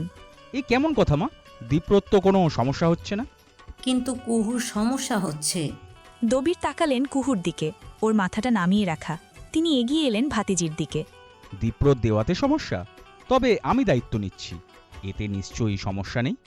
এখানেও কুহুর সমস্যা আছে, তবে সেটা বলতে গেলে বিষয়টা খানিকটা দৃষ্টিতে লাগে। ও উসকুস করছিল, তখনই মা বললেন, সমস্যা আছে ভাইজান। দবির তাকালেন ছোট ভাইয়ের স্ত্রীর দিকে। ববিতা শুকনো ঢোক গিলে বললেন, বেয়াদবি মাফ করবেন ভাইজান, কিন্তু আমি চাচ্ছি না আমাদের দায়িত্ব কারো হাতে যাক। শুধুমাত্র বিয়েটা ভাঙার জন্য এই সিদ্ধান্ত নিলে তুমি? ধরে নিন তেমনটাই। তবে একটা বিষয়ে আমার ভুল হয়েছে। কুহুর বাবা চলে যাওয়ার পর আমি এতটাই ভেঙে পড়েছিলাম যে অনেক কিছুই বুঝতে পারিনি। তাই আপনার দেয়া প্রস্তাবে হ্যাঁ করে দিই। ভেবেছিলাম এতে করে পরিবারের আবার বন্ধন আসবে আর আমরাও মাথার উপর একটা ভরসার হাত পাবো। কিন্তু আমার ভাবা উচিত ছিল, এত বছর ধরে আমার স্বামী একা একাই লড়াই করে গিয়েছেন, কেউ সঙ্গ দেয়নি। তিনি চলে যাওয়ার পর সঙ্গ নেয়া তাকে অপমানের মতনই। ববিতা থামলেন, তার শরীর কাঁপছে। স্বামীর কথা বলতে গেলেই বুকের ভেতরটা কেমন করে ওঠে। দীপ্র এত সময় চুপ করে শুনছিল, এবার বলল, চাচি আমার উপর রাগ করেছেন, সেটা বুঝতে পারছি। তা বলে এইভাবে দূরে ঠেলে দেবেন না। দূরে ঠেলে দিচ্ছি না দীপ্র, আর না রাগ করে আছি। আমার ভুল হয়েছিল, সেটা ভেঙেছি। দীপ্র তাকালো কুহুর দিকে। মেয়েটিও এদিকেই তাকানো ছিল। চোখাচোখি হওয়াতে দৃষ্টি সরিয়ে নিল। সুযোগ বুঝে আনোয়ার বললেন, ভাইজান, আমার মনে হয় এটাই ঠিক। ডিপ্রো বিয়েটা ভেঙেছে, এখন ওদের মাঝে একটু স্বাভাবিক দূরত্ব রাখাটাই ভালো। না হলে ব্যাপারটা কেমন যেন লাগবে। যদিও ওরা চাচাতো ভাই বোন, তবু এখন পরিস্থিতিটা বুঝেন, সব তো ঠিক আগের মতন নেই। বাবার কথায় আয়ানার ঠোঁটে হাসি এলো। এত সময় বাবা কিছু ভালো তো বললেন। ও ঠোঁট টিপে হাসছিল। কণার নজরে সেটা আসলো। ও ভ্রু কুঞ্চিত করে চায়, আপু দেখ, আনায়া আপু কেমন করে হাসছে। তুই মানিস আর না মানিস, আনায়া আপু তোর বিয়েটা ভাঙায় খুব খুশি হয়েছে। বাদ দে না। কেন বাদ দিব? ও কেন হাসবে? উফ কণা, চুপ কর একটু। কণার চুপ করতে ইচ্ছে করছে না। ওর ইচ্ছে করছে আয়ানার চুলগুলো মুঠোয় নিয়ে বলতে, এত রং কেন উঠেছে তোমার মনে? তবে সেটি পারছে না, আর পারছে না বিধায় খুব রাগ হচ্ছে। ও ঠোঁট কামড়ে বসে থাকে। দীপ্রর দাদি বলেন, আমি কারো উপর কিছু চাপাবো না। আর তোমরা সবাই যে যার মর্জির মালিক। আম্মা, আমাকে মাফ করবেন। মাপের কথা ছোট বউ, তোমাদের সবার সিদ্ধান্ত নেয়ার অধিকার আছে। আমার ছেলেটা নেই, ও থাকলে সব অন্যরকম হতে পারত। বলে দীর্ঘ একটা নিঃশ্বাস ফেলেন তিনি। দবির হতাশ কণ্ঠে বললেন, আমরা একবার ভুল করেছি, সেই ভুলটার জন্য এতটা শাস্তি প্রাপ্য? সম্পর্ক জোড়া লাগার বদলে নতুন করে ভেঙে চলেছে। আমি আর কি বলবো, আমার ছেলেটা চরম অন্যায় করেছে, তাই আর বলার মতো মুখ নেই। দীপ্রর দিকে চেয়ে হতাশার কথাগুলো বললেন দবির। দীপ্র শুনল, একদম মনোযোগ দিয়ে শুনল, কিছু বলল না। যাই হোক, সম্পর্ক স্বাভাবিক করতে চাইলে সবাই স্বাভাবিকভাবে ফিরে আসো। দীপ্র, শোনো কথাটা। আয়ান, কণা, রাত্রি, তোমার কাছে যেমন কুহু ঠিক তেমনই। বিয়ের বিষয়টা নিয়ে কেউ আর ভাববে না। সবাই মিলেমিশে থাকতে পারলেই ভালো। দাদিজান বললেন। দীপ্র হ্যাঁ না কিছুই বলল না, চুপ করেই রইল। কুহু একটু তাকিয়েছিল। দীপ্রর শক্ত হওয়া মুখটা দেখে ওর কেমন ভয় লাগল। কণার থেকে ঘটনা জেনে রাত্রি হতাশ হয়ে পড়ল। সত্যি বলতে এই কাহিনী দেখতে তার ভালো লাগছে না। দীপ্র তার ঘাই, কুহু তার বোন, দুজনই আপন। ভুল ঠিক বিচার করতে গেলে সব কেমন আরও জটিল হয়ে যাচ্ছে। কণা অভিমানের মতন করে বলল, রাত্রিপু, তুমি একটু আপুকে বোঝাও তো। এই তুই চুপ করবি? কেন চুপ করব? তুই তো বোকা কেন আপু? কেন রে? কুহু আবার কি করলো? করেনি, তবে বোকা খুব। আজকে যখন এই কথাগুলো হচ্ছিল তখন আনায়া আপু খুব করে হাসছিল। হাসছিল কেন? কে জানে, তবে মনে হচ্ছিল এমনটাই চাই সে। আমার ধারণা আনায়াপুর নজর দীপ্ত ভাইয়ের ওপর। এটা আমি মানতেই পারবো না, ভাল লাগে না। বলে ঘর ছেড়ে চলে গেল কণা। কুহু ছোট করে নিঃশ্বাস ফেলে বলল, ওর কথা ছাড়ো তো আপু, ও পাগল। পাগল না? আমারও আয়নাকে সন্দেহ হয়। কুহু কিছু বলে না। রাত্রি বলে, কুহু বোন আমার, পরিস্থিতি জটিল। আমি এখানে কি করতে পারি আপু? আমি যাই করি তাতেই খারাপ হচ্ছে। আসলে বাবা চলে যাওয়ার পর সব কিছু শেষ হয়ে গেছে রাত্রিপু। রাত্রি কি বলবে বুঝতে পারে না, চেয়ে থাকে হতাশ হয়ে। এরই মধ্যে দরজায় নক পড়ে। রাত্রি পেছন ঘুরে চায়। দীপ্র দাঁড়িয়ে। রাত্রি, একটু বাইরে যেত। দীপ্রর কণ্ঠখানা শুনে কুহু নড়ে চড়ে ওঠে। রাত্রি শব্দহীনভাবে ঘর ত্যাগ করতেই দীপ্র ঘরে প্রবেশ করে। কুহু বিছানা ছেড়ে উঠে দাঁড়ায়। মাথাটা সামান্য নতই রাখে। কুহু। শীতল একটা কণ্ঠ। দীপ্রর গলাটা ধরে এসেছে যেন। কুহুর গলাটাও তরলহীন মনে হচ্ছে। আমার প্রতি এত ঘৃণা তোর? কুহু কি বলবে বুঝল না। ওর কেমন অস্বস্তি হতে লাগল। দীপ্র এবার কণ্ঠের স্বর কঠোর করল। সবার কাছে আমাকে ছোট করে ফেললে, অথচ চাইলেই সবটা ঠিক হতে পারত না? কুহুর ভেতর থেকে কথা আসে না। ও মাথা নত রেখেই বলে, আমি কি করতে পারি এখানে? তুই কিছুই করতে পারিস না, আবার অনেক কিছু করতে পারতি। আমি আমি আসলে বুঝতে পারছি না সবাই কেন আমাকেই বলে। দীপ্র একটু তাচ্ছিল্যের মতন হাসে। এই হাসিটা কুহুকে অসহ্য বেদনা দিয়ে যায়। ও ঠোঁট কামড়ে সেটা সয়ে নেয়।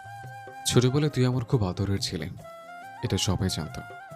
অন্যদের থেকে তোকে বেশি স্নেহ করি, অথচ সময় আজ কোথায় দাঁড় করালো। তবে একটা কথা বলি, যা হচ্ছে ভালো হচ্ছে না। এর দায় শুধু আমার একা না কুহু, আমার একার না। বলেই ঘর থেকে চলে যায় দীপ্র। কুহু তাকায় সে পথে। ওর শরীর কাঁপে। মৃদু একটা ভয় শরীরকে শীতল করে দেয়। চোখ দুটোয় নোনা জল এসে আটকায়। সব দায় কার? হ্যাঁ, সব দায় তার, শুধুই তার। কুহু কেমন যেন চুপ হয়ে গিয়েছে। দুটো দিন মেয়েটি ঘর থেকে বের হয়নি খুব বেশি প্রয়োজন ছাড়া। একটা ভয় দু চোখের পাতায় সব সময় লেপ্টে থাকে। মা হিসেবে ববিতা সেটা লক্ষ্য করতে পারেন। তবু একটু সময় নিয়েছিলেন। এবার মনে হলো কথা বলা প্রয়োজন। মেয়েকে কক্ষিণ ডেকে তিনি নিজেই গেলেন। কুহু উদাস ভরা দৃষ্টি দিয়ে জানালার বাইরেটা দেখে চলেছে। মায়ের আগমন ধরতে পারেনি তখনও। কুহু, কি করছিস রে? সহজ করার জন্য এভাবে কথা শুরু করলেন তিনি। কুহু একটু ধীরভাবেই নজর ফিরিয়ে মায়ের পানে চাইল। কি করছিস? এমন উদাস কেন লাগছে? উদাস লাগছে? দুদিন ধরে কেমন চুপচাপ, কি হয়েছে তোর? কুহু একটু সময় নেয়, তারপর বলে, খারাপ লাগছে মা। কেন, শরীর অসুস্থ নাকি? বলে মেয়ের গালখানা স্পর্শ করেন তিনি। কুহু উদাস কণ্ঠটায় শক্তি ফিরিয়ে এনে বলে, না মা, ঠিক আছে। তাহলে আমরা কি আবারও ভুল করলাম? বিশেষ করে আমি। যদি চাচারা আবার চলে যান সব ভেঙে, দাদিজান কষ্ট পাবেন। বলে কুহু থামল। ববিতাও কেমন মৌন রইলেন। কুহু মায়ের হাতখানা ছুতে গিয়েও ফিরে এলো। আমার জন্য এমনটা হলো মা, আমি সব নষ্ট করে ফেললাম। কুহু, কি সব কথা? আমি কি করব এখন? আমার ভালো লাগছে না, ভয় হচ্ছে আমার। ভয় কেন পাচ্ছিস? পাগল নাকি? বলে মেয়ের মাথায় হাত রাখলেন তিনি। কুহুর কেমন কান্না পেল। দেখ, শুরুটা দীপ্র করেছে, দোষ যদি হয়েই থাকে তবে দীপ্র সেটা। কুহু কিছু বলল না, চুপ রইল। মা বললেন, তুই নিজেকে দোষ দিবি না। আর চলে যাওয়ার হলে আগেই যেত। তার থেকেও বড় কথা হলো, তোর চাচারা উদ্দেশ্যের জন্যই এসেছে, আমি সেটা ধরতে পারিনি। কেমন উদ্দেশ্য মা? ববিতা হতাশ হয়ে বললেন, গ্রাম ছাড়ার আগে তোর দাদার সমস্ত সম্পত্তি ভাগ করে দেওয়া হয়েছিল।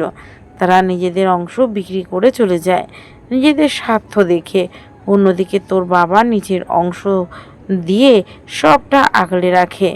এখন তোর দাদিজানের সম্পত্তির প্রতি সবার চোখ। ওনার নামের অংশগুলো ভালো দামে বিক্রি করতে পারবে এসেছে, সেই জন্যই। আমি বোকা, আবেগে তোর সাথে দীপ্রর বিয়েটা দিতে চেয়েছিলাম। বলে হতাশার নিঃশ্বাস ফেললেন তিনি। কুহু বলল, চাচারা আবার চলে যাবেন? যাবেন অবশ্যই। গ্রামে থাকার জন্য তারা এসেছে তোর মনে হয়? তোর দাদিজানের নিঃশ্বাস থাকা অবধি থাকবেন তারা, মিলিয়ে নিস। কুহু কথা বলতে পারল না। বিষয়গুলো এতদিন তার মাথায় আসেনি, মায়েরও আসেনি। তারা ছিল শোকে কাতর, অথচ এখন মনে হচ্ছে সবাই নিজেদের স্বার্থই দেখেছে। মাঝে তাকে বলি করা হচ্ছিল, শুধুই এত সময় নিজেকে দোষ দিচ্ছিল। কুহুর রাগ হলো, সে নিজেকে আর দোষ দেবে না। কোনো দোষ করেনি সে, কোনোভাবেই করেনি, না আগে না এখন। পুরো ২৪ ঘন্টা পর দীপ্রর সাথে কুহুর দেখা হলো। একেবারেই অনাকাঙ্ক্ষিতভাবে একে অপরের চোখে চোখ পড়ে গিয়েছে। দীপ্র গতকাল গিয়েছে শহরে, আজ ফিরল, তবে বৃষ্টি হওয়াতে ভিজে গিয়েছে একদম। কুহু একটু ধরে গিয়েছে। দীপ্র পাশ কাটিয়ে যাওয়ার আগে বলল, এভাবে রাস্তায় দাঁড়িয়েছিস কেন? তোর জন্য তো মানুষজন চলতেও পারবে না। থমকানো কুহু সরল একটু। দীপ্রর কথার জবাবে বলল, একই কথা তো আমিও বলতে পারি, আপনিও মাঝে এসে দাঁড়িয়ে গিয়েছেন। কয়েক পা এগিয়ে গিয়েছে দীপ্র, এবার থামল, চাইল পেছন ফিরে। আমি দাঁড়িয়েছি? জি। তোর দাঁড়িয়ে পরে দেখেই দাঁড়িয়েছে। আমি তো দাঁড়াতে বলিনি। ভ্রু কুঞ্চিত করল দীপ্র, তার বোধহয় বিরক্ত লাগছে। কুহু ছোট করে বলল, সেদিন আমাকে দোষ দিয়েছিলেন, আমি ভেবে দেখেছি কে? আমার কোনো দোষ নেই, নেই মানে নেই। বলেই নিঃশ্বাস ফেলে কুহু। এই কথাগুলো বলতে তার বেশ কষ্টই হয়েছে। লোকটার সামনে খুব বেশি কথা আসে না, কেমন একটা নিঃশ্বাস বন্ধ হবার মতন অনুভূতি হয়। অথচ ছোটবেলায় তাদের ভীষণ ভাব ছিল। কুহু চলে যেতেই দীপ্র তাচ্ছিল্যর মতন হাসল। কুহু খুব সুন্দরভাবে নিজের দায়টুকু অস্বীকার করে গেল। দীপ্র আওড়ালো, কুহু, দোষ নেই তো, দোষ নেই, সব দোষ শুধুই তীব্রর। মেনে নিলাম আমি, তবু ভালো থাক সবাই। আয়ানার বিষয়গুলো দীপ্র ধরতে পারছিল। ওর চলন বলন চাহনি অনেক কিছুই প্রমাণ করে। দীপ্র গোসল শেষ করে এসে দেখল আয়ানা ওর কক্ষে এসে বসেছে। বিষয়টা দীপ্রর পছন্দ হলো না। এর কারণ আয়ানা অনুমতি না নিয়ে এসেছে। অবশ্য এটা বড় সমস্যা না, সমস্যা হলো মেয়েটির উদ্দেশ্য, যা দীপ্রর ভালো লাগে না। ও একটু কঠোর হয়েই বলল, হুট করে এখানে কি আয়না? আয়ানা এক নজর চেয়েছিল। দীপ্রর চুল ভেজা, সুঠাম দেহে পানির বিন্দু ছিল, টি শার্টে হালকা ছোঁয়া লেগে আছে। মারাত্মক আকর্ষণীয় লাগছে মানুষটাকে। আয়ানার তখনও ধ্যান নেই। দীপ্র একটু বিরক্তই হলো। আয়না? এবার নড়ে চড়ে উঠল মেয়েটি, খানিকটা তুতলে গিয়ে বলল, দাদা ভাই, আমি এসেছি এমনি। এমনি? সরি বলতে। তুমি কি রাগ করে আছো? আমি আসলে কুঞ্জর ভালোর জন্যই সেদিন কথাগুলো বলেছিলাম। ওর শরীর দিনকে দিন ফুলে যাচ্ছে, তাই বলেছি। টানা কথাগুলো বলে মন মরা হয়ে গেল আয়ানা। দীপ্র ছোট করে বলল, ঠিক আছে, আমি রাগ করিনি। রাগ করলে আমি সরি, প্লিজ মাফ করে দাও, একদম সরি। বলে কিছুটা এগিয়ে এলো আয়ানা। দীপ্রর সামনে কান ধরে দাঁড়ালো। ওর মুখের ভঙ্গিতে কিছুটা মায়া হলো দীপ্রর। হাজার হোক ছোট বোন তো, স্নেহটা আসে হৃদয় থেকেই। ও একটু অধর প্রসারিত করে আয়নার মাথায় হাত ছোঁয়ালো। ঠিক সে সময় দরজার কাছে এসে দাঁড়ালো কণা। সে এসেছে দীপ্র ভাইকে ডাকতে। দুপুরের খাবার খাওয়া হবে, তার জন্য বসে আছে সকলে। কিন্তু এই দৃশ্যটি দেখে ওর আর ডাকা হলো না। ও বরং এক ছোটে এসে পড়ল কুহুর ঘরে। এসে হাঁপাতে লাগলো। কুহু তখন আয়নার সামনে দাঁড়িয়ে নিজেকে দেখছিল। সময় খারাপ যাচ্ছে তার, চেহারাটা কেমন হয়ে গিয়েছে। ভার্সিটি যাওয়া হয় না কতদিন, সবটা এলোমেলো হয়ে গেল। কণার হাঁপানোর দৃশ্যটা আরশিতে দেখল কুহু, ভ্রু কুঞ্চিত করল, শুধালো, কি হয়েছে, এভাবে ছুটে এলি কেন? সব ঠিক আছে? সবটা শোনার পর কুহু আসলে বলার মতন কিছু পেল না। এখানে সে কি বলবে, কী বা বলার আছে তার? ও এমনভাবে চেয়ে রইল যে কণা বিরক্ত হয়ে পড়ল। তুই সবসময় এমন করিস আপু, এত উদাস কেন দীপ্ত ভাইয়ের বিষয়ে? আনায়া আপু ঠিকই মাছ থেকে দীপ্ত ভাইকে নিয়ে পালাবে। বাচ্চাদের মতো কথা বলছিস কণা, ওনার বিষয়ে আমার কোনো মন্তব্য থাকার কথা না। 100 বার থাকার কথা, তোদের বিয়ে হওয়ার কথা ছিল। কথা ছিল, হয়নি তো। আর না আমি রাজি ছিলাম, আর শেষ সময় উনিও রাজি ছিলেন না, সবটা কাটাকাটি। এখন তুই যা তো, আমার মাথা ধরে গেল। বলে বিছানায় শরীর এলিয়ে দিল কুহু। কেমন যেন লাগছে তার, সময় যেন চলছেই না। সব এমন থমকে আছে কেন? কুহুর ঘুম ভাঙল সেই সন্ধ্যায়, তাও একটা ফোন কলে।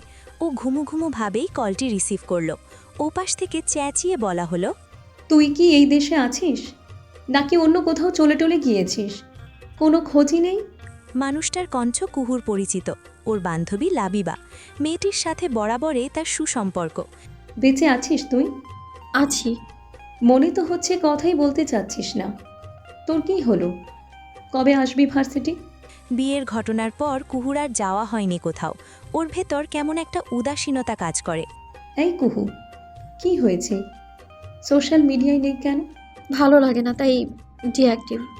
ওপাশ থেকে লাবিবা দীর্ঘ একটা নিঃশ্বাস ফেলল। কুহু বলল, দ্রুতই যাব। সাইর বারবার তোর কথা জানতে চাচ্ছে। ও খুব চিন্তিত। ও কথা বলিস পারলে, বারবার তোর কথা জানতে চাই। তোকে বলেছিলাম বিষয়টা ও যেন না জানে। তুই যে কি করলি লাবিবা। আমি কি করতাম দোস্ত?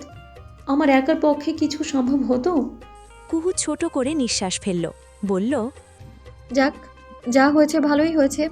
ব্যাপারটা অত দূর গড়াতে হয়নি। আমি দ্রুতই ফিরবো। এদিকটা একটু ঠিক হোক। ঠিক আছে দোস্ত, তুই দ্রুত আয়। একা একা ভালো লাগে না আমার। রাখছি এখন। বলে কল কাটল লাবিবা। কুহু শোয়া থেকে উঠে বসল। বুকের ভেতর ছোট একটা ভয় কাজ করে সারাক্ষণ। ইচ্ছে হয় সব ছেড়ে ছুড়ে কোথাও একটা পালিয়ে যেতে, কিন্তু সেই উপায়টি কি আছে? কণার মন খারাপ, সে বসে আছে একা একা। রাত্রি বাসায় নেই, তাই আলোচনাও করতে পারছে না। ওর খুব করে কুহুপুর নামে নালিশ করতে ইচ্ছে হয়। কুহুপুর উচিত দীপ্র ভাইকে নিজের দিকে টানা, কিন্তু সে সেটা করছে না। কণার ছোট মন এমনই সব ভাবনায় মুগ্ন। ও শুধু চায় দীপ্র ভাই যেন কুহুপুরি হয়। তাই তো আয়নাকে ওর সহ্য হয় না। আয়না এসেছিল টিভি দেখবে বলে। সেটা বুঝতে পেরে কণা চট করে রিমোট নিয়ে বসল। টিভি অন করতেই আয়না বলল, রিমোটটা দে তো কণা। কেন? আমি তো দেখেছি আনা আপু। এত সময় তো দেখছিলি না, দে আমাকে। আমি এখন দেখব, তুমি পরে দেখো। বলে গুমোট ধরে বসে রইল কণা। নির্দিষ্ট চ্যানেলে কার্টুন ছেড়ে বসতেই ওর পাশে এসে বসল কুঞ্জু। ছেলেটা একদম গদগদ হয়ে বলল, কনাপো বেস্ট, এটা আমার সব থেকে ফেভারিট চকলেট। কুঞ্জোর সাপোর্ট পেয়ে কণার ভেতরে অদ্ভুত একটা শান্তি এলো। আয়না দাঁত দিয়ে ঠুট কামড়ে চেয়েছিল। ও স্পষ্ট দেখেছে কণা এত সময় টিভি দেখছিল না। ও আসতেই রিমোটখানা নিজের কোলে নিয়ে বসে যায়। ও একটু মেজাজি, তাই মেজাজ রাখতে ব্যর্থ হলো। কণার সামনে এসে দাঁড়ালো। কি? সামনে এসে দাঁড়ালে কেন? আমি তো দেখতে পারছি না। রিমোট দে কণা, আমি আধা ঘন্টা দেখব, তারপর দেখিস। আমি তো দেখা শুরু করেছি আনা আপু। তুমি এভাবে সামনে এসে ঝামেলা কেন করছো? তুই এত সময় দেখছিলি না, আমি আশায় রিমোট নিয়ে বসে গেলি। আজব তো। রিমোট দে, ইচ্ছে করে এমন করেছিস তুই। দেব না, করলে বেশ করেছি। তোমার আগে রিপোর্ট ধরেছি। পরপর তর্কে আয়না মেজাজ হারালো। ও কণার হাত থেকে রিমোট কেড়ে নিতে চাইল। কুঞ্জু হাবুলের মতন চেয়ে রইল। এদিকে দুজনের মাঝে রিমোট নিয়ে কাড়াকাড়ি চলছে, সেই সাথে আছে বাগযুদ্ধ। সব মিলিয়ে পুরো বাড়িতে হইচই পড়ে গেল। সবার আগে ছুটে এলেন জেবা। তিনি কাছাকাছিই ছিলেন। এই কি করছিস তোরা? দুজনে এভাবে ঝগড়া কেন করছিস? আমি আগে রিপোর্ট ধরেছি বড় মা। এত সময় টিভি দেখেনি, আমি আশায় ইচ্ছে করে রিমোট নিয়ে বসে গিয়েছে, শয়তানি শুরু করেছে। করলে বেশ করেছি। তোমার মতন তো হাত থেকে কেড়ে নিচ্ছি না। ভালোই ভালো দিয়ে দে কণা, তুই খুব বেশি বেশি করিস। তুমি কি দুধে ধোয়া তুলসী পাতা নাকি? বলেই রিমোটে জোরে টান দেয় কণা। আয়ানা ব্যালেন্স হারিয়ে পড়ে যায় মেঝেতে। ঠিক তখনই হাজির হন আবিদা। তিনি ছুটে আসেন। এ কি কাণ্ড! কণা, তুই আয়নাকে ফেলে দিলি? বলে মেয়েকে ধরে ওঠান তিনি। আয়ানা ব্যথা পেয়েছে, ও কেঁদে ফেলে। কণা বলে, আনা আপু রিপোর্ট ধরে টানটানি শুরু করেছে। আমার এখানে দোষ কোথায়? আবিদা এবার কিছুটা ক্ষেপে যান। তিনি ধুমকে বলেন, আর বড় বোনের সাথে কেউ এমন করে? শুরুর দিন থেকেই দেখছি বড় বেয়াদব হয়েছিস তুই। কোনো দিকেই ঠিক নেই, শিক্ষা দীক্ষা একদমই পাসনি। দিনকে দিন বেয়াদবি বেড়েই চলেছে। আবিদা এমনভাবে বললেন যে কণার চোখ দুটো লাল হয়ে গেল। ও ঠোঁট কামড়ে চেয়েও পারল না নিজেকে আটকাতে। ওর চোখ থেকে অশ্রু নেমে এলো। জেবা এবার বললেন, আবিদা, দোষ দুজনেরই। বাচ্চাদের মতো আচরণ। টিভি রিমোট নিয়ে এসব করার মানে হয়? আপা, কণা সবসময় এমন করে।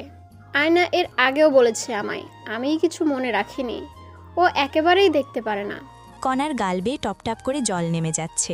ও আর দাঁড়াতে পারে না। রিমোটখানা সোফায় ফেলে ছুটে চলে যায় অন্য পথে। আবিদা বিড়বিড় করে বলেন, বেয়াদব মেয়ে, খুব ব্যথা পেয়েছিস? তোর বাবাকে কল করি, ওষুধ নিয়ে আসুক। যা তা একদম।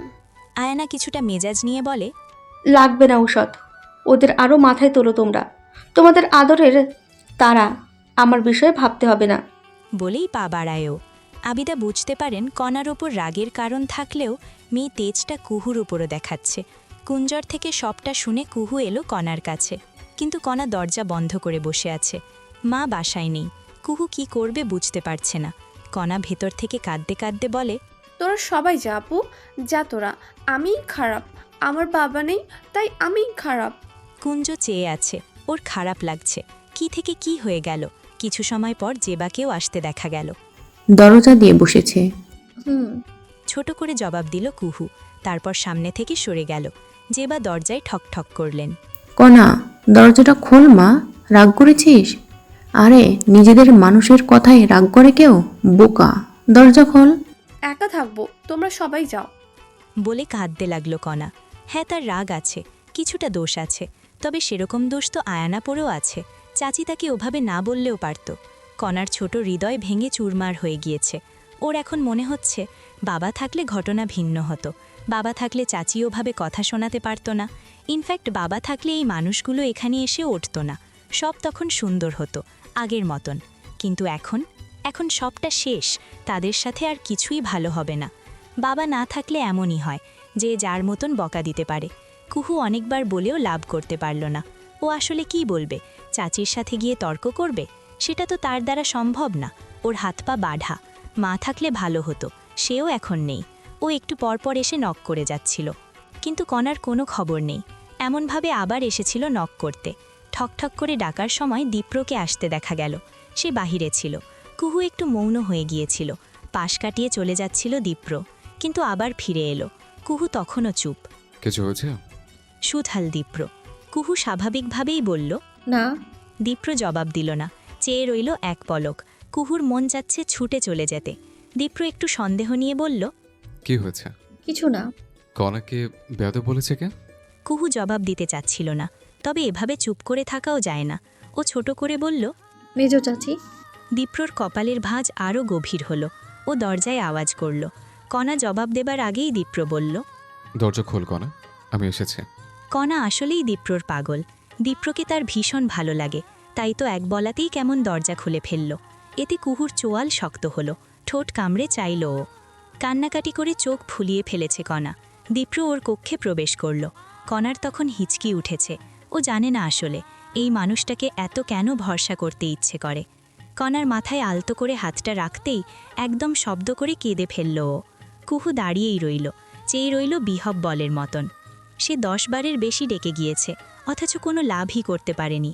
এদিকে দীপ্র একবার বলাতেই কণা দরজা খুলে বসে আছে। একেই হয়তো বলে লাভ রেখে সুধীর প্রতি মানুষের মায়া বেশি। কণার অভিযোগ পর্ব চলছে। কুহু দাঁড়িয়ে দাঁড়িয়ে দেখছে সেসব। অভিযোগ শেষ হলে মেয়েটি ফ্যাচ ফ্যাচ করে কেঁদে ফেলল। দীপ্র ছোট বোনের মাথায় হাত বুলিয়ে বলল, কোনো ব্যাপার না, বড়রা একটু বকতেই পারে, তাই বলে মন খারাপ করলে হবে? আমি নাকি শিক্ষা পাইনি, চাচি আমাকে বেয়াদব বলেছে, অথচ আনায় পুজো সব সময় কথা শোনাতে থাকে। বুঝতে পেরেছি, কিন্তু কণা সবসময় সব কথা গায়ে নিলে চলে? তাছাড়া চাচি যখন বলেছে তুই বেয়াদব, তোর উচিত হবে এমনভাবে নিজেকে তৈরি করা যাতে তার এই ধারণা ভেঙে চুরমার হয়ে যায়। লক্ষ্মী বোন আমার, মন খারাপ করিস না, আমি আছি তো। বলে গালখানা ছুঁয়ে দিল দীপ্র। কণার চোখ দুটো থেকে পানি নেমে যাচ্ছে। বাবা থাকলে এমন হতো না। দীপ্র ছোট করে নিঃশ্বাস ফেলল। কণা বাচ্চা মেয়ে, ওর মনটা বড় নরম, একটুখানি আঘাতেই ভেঙে চুরমার হয়ে যায়। আর একটু সময় নিয়ে কণাকে বোঝালো দীপ্র। রাত বাড়তি, খাবার খেয়ে নিয়েছে প্রায় সকলেই, কুহু আর কণাই বাকি। দীপ্র তাকালো পেছন ফিরে। কুহু দাঁড়িয়ে আছে। খাবার দিতে পারবি? কুহু মাথা নাড়িয়ে বলল, জি পারবো। সব রেডি কর, আমরা আসছি। কুহু চলে গেল। দীপ্র চাইল কণার দিকে। কণা চোখ মুখ মুছে বলল, আনায়াপু একদমই ভালো না, সব সময় বেশি বেশি করে। বুঝলাম, কিন্তু এখন তো খেতে যেতে হবে। ইচ্ছে করছে না। তাহলে কিন্তু আমারও খাওয়া হবে না, আমি কিন্তু সারাদিন না খাওয়া। কণা কাকালো অসহায় চোখে। দীপ্র হেসে বলল, চল। কুহু সব খাবার গরম করে নিয়েছে। বড় চাচির শরীরটা বিশেষ ভালো না, অনেকবার ডেকে সে নিজের ঘরে গিয়ে শুয়েছে। দাদিজানের কানে এই ঘটনা এখনও পৌঁছায়নি। তিনি বৃদ্ধ মানুষ, তাকে এত যন্ত্রণা দেয়া যায় না। কুহু সবটা নীরবেই করে চলেছে। দীপ্র কণাকে নিয়ে টেবিলে বসল। খাবারের প্লেট তুলে নিতেই খাবার বেড়ে দিল কুহু। খেতে গিয়ে দীপ্র শুধালো, খেয়েছিস? কুহুর আসলে ধ্যান নেই, ও শুনেনি। দীপ্র পুনরায় বলল, খেয়েছিস? এবার তাকালো কুহু, সরলতা তার চোখ জুড়ে। দীপ্র উত্তর পাওয়ার আগেই বুঝল মেয়েটির খাওয়া হয়নি। বস। পরে খাবো। বসতে বলেছে, চুপচাপ বসে পড়। শেষ কথায় কেমন একটা জোর আছে। পরিস্থিতি যে পর্যায়ে, এতে তর্ক চলে না, চলে না মান অভিমান কিংবা রাগ। কুহু বসল চেয়ার টেনে, খাবার তুলে নিল প্লেটে। এক লুকমা ভাত মুখে দিতেই দীপ্র বলল, ক্লাসে যাস না কেন? কুহু কি বলবে বুঝল না, জবাব না দিয়েও থাকা যায় না। ও শুধু বলল, এমনি। এমনি এমনি কিছু হয় না, ক্লাসে যাওয়া শুরু কর। বলে আবারও খেতে লাগলো কুহু। কণা দুজনের দিকে একটু পরপর দৃষ্টি দিচ্ছে। ওর মন খুব করে চাচ্ছে মানুষ দুটো এক হোক, কিন্তু কুহুপুর অবস্থা দেখে ওর ভয়ই লাগে। তার উপর যতটুকু আশা আছে, সেই আশায় আবার পানি ঢালার জন্য দাঁড়িয়ে আছে আয়ানা। সব মিলিয়ে কণার আর ভালো লাগে না। কণার কাছেই থাকতে বলল দীপ্র। কুহু এনে নিল। অবশ্য না মানার কিছু ছিল না, আর ও নিজেও চাচ্ছে না পরিস্থিতি জটিল হোক, সব স্বাভাবিক হলেই বরং ভালো। ও শুয়ে আছে, কিন্তু চোখে ঘুম নেই। ইদানিং ঘুম তার কমই হয়, মনটা সারাক্ষণ অস্থির লাগে। ও এপাশ ওপাশ করে রুম থেকে বেরিয়ে গেল। করিডোর দিয়ে চলতে চলতে খেয়াল করল দীপ্র ভাইয়ের কক্ষে আলো জ্বলছে। এর মানে লোকটা ঘুমায়নি। নিশাচর প্রাণীর প্রতি খুব একটা আগ্রহ ওর নেই, তবু একটু ঘুরে টুরে নজর দিল কুহু। দেখল দীপ্র কাজ করছে। কুহু ফিরে এলো নিজের জায়গাতে। কণা জেগে গিয়েছে। কি রে, কখন জাগলি? মাত্রই। ঘুমা, রাত অনেক। বলে পুনরায় ঘুমের দেশে পাড়ি দিল কণা। কুহু বসল ফোন নিয়ে। সোশ্যাল মিডিয়া ঘাঁটতে ইচ্ছে করছে। ও উষ্ণ নিঃশ্বাস ফেলে নিজের অ্যাকাউন্ট লগ ইন করল। সঙ্গে সঙ্গে সায়েরের মেসেজ এলো। কুহু, তুই কবে ক্লাসে ফিরবি? মেসেজটা দেখেও না দেখার ভান করে চলে যাচ্ছিল কুহু, কিন্তু সায়ের পুনরায় লিখল, তুই প্লিজ আয়, চিন্তা হয়, কোনো খোঁজও দিচ্ছিস না। সোশ্যাল অ্যাকাউন্ট থেকে বেরিয়ে গেল কুহু। সায়েরের আগ্রহ দিনকে দিন বেড়েই চলছে। এভাবে কুহুর জন্য সবটা কঠিন হয়ে যাবে, অথচ ছেলেটার থেকে মুক্তির কোনো উপায়ও নেই। সকাল সকাল দীপ্রকে দেখে আয়ানান চোখে মুখে আলাদা দিউতি এসে ভর করল। ও আহ্লাদ মিশিয়ে বলল, কাল কখন ফিরেছো দাদাভাই? একটু রাত হয়েছে। ও, আমি আসলে ঘুমিয়ে পড়েছিলাম। বলে একটু থামল আয়ানা। পরমুহূর্তেই হাতখানা নাড়িয়ে বলল, হাতে এখনো ব্যথা। ওষুধ খেয়েছিস? হুম। টিপুর রিমোট নিয়ে ঝগড়া করে একটা বাচ্চা মেয়ে, আয় না। কনাই তো বাড়াবাড়ি করেছে, আমার তো দোষ নেই। তুই ওর বড়, ও নয় বাচ্চা, তুই তো না। বলতেই আয়ানার মুখটা একটু অন্ধকার হলো। দীপ্র বলল,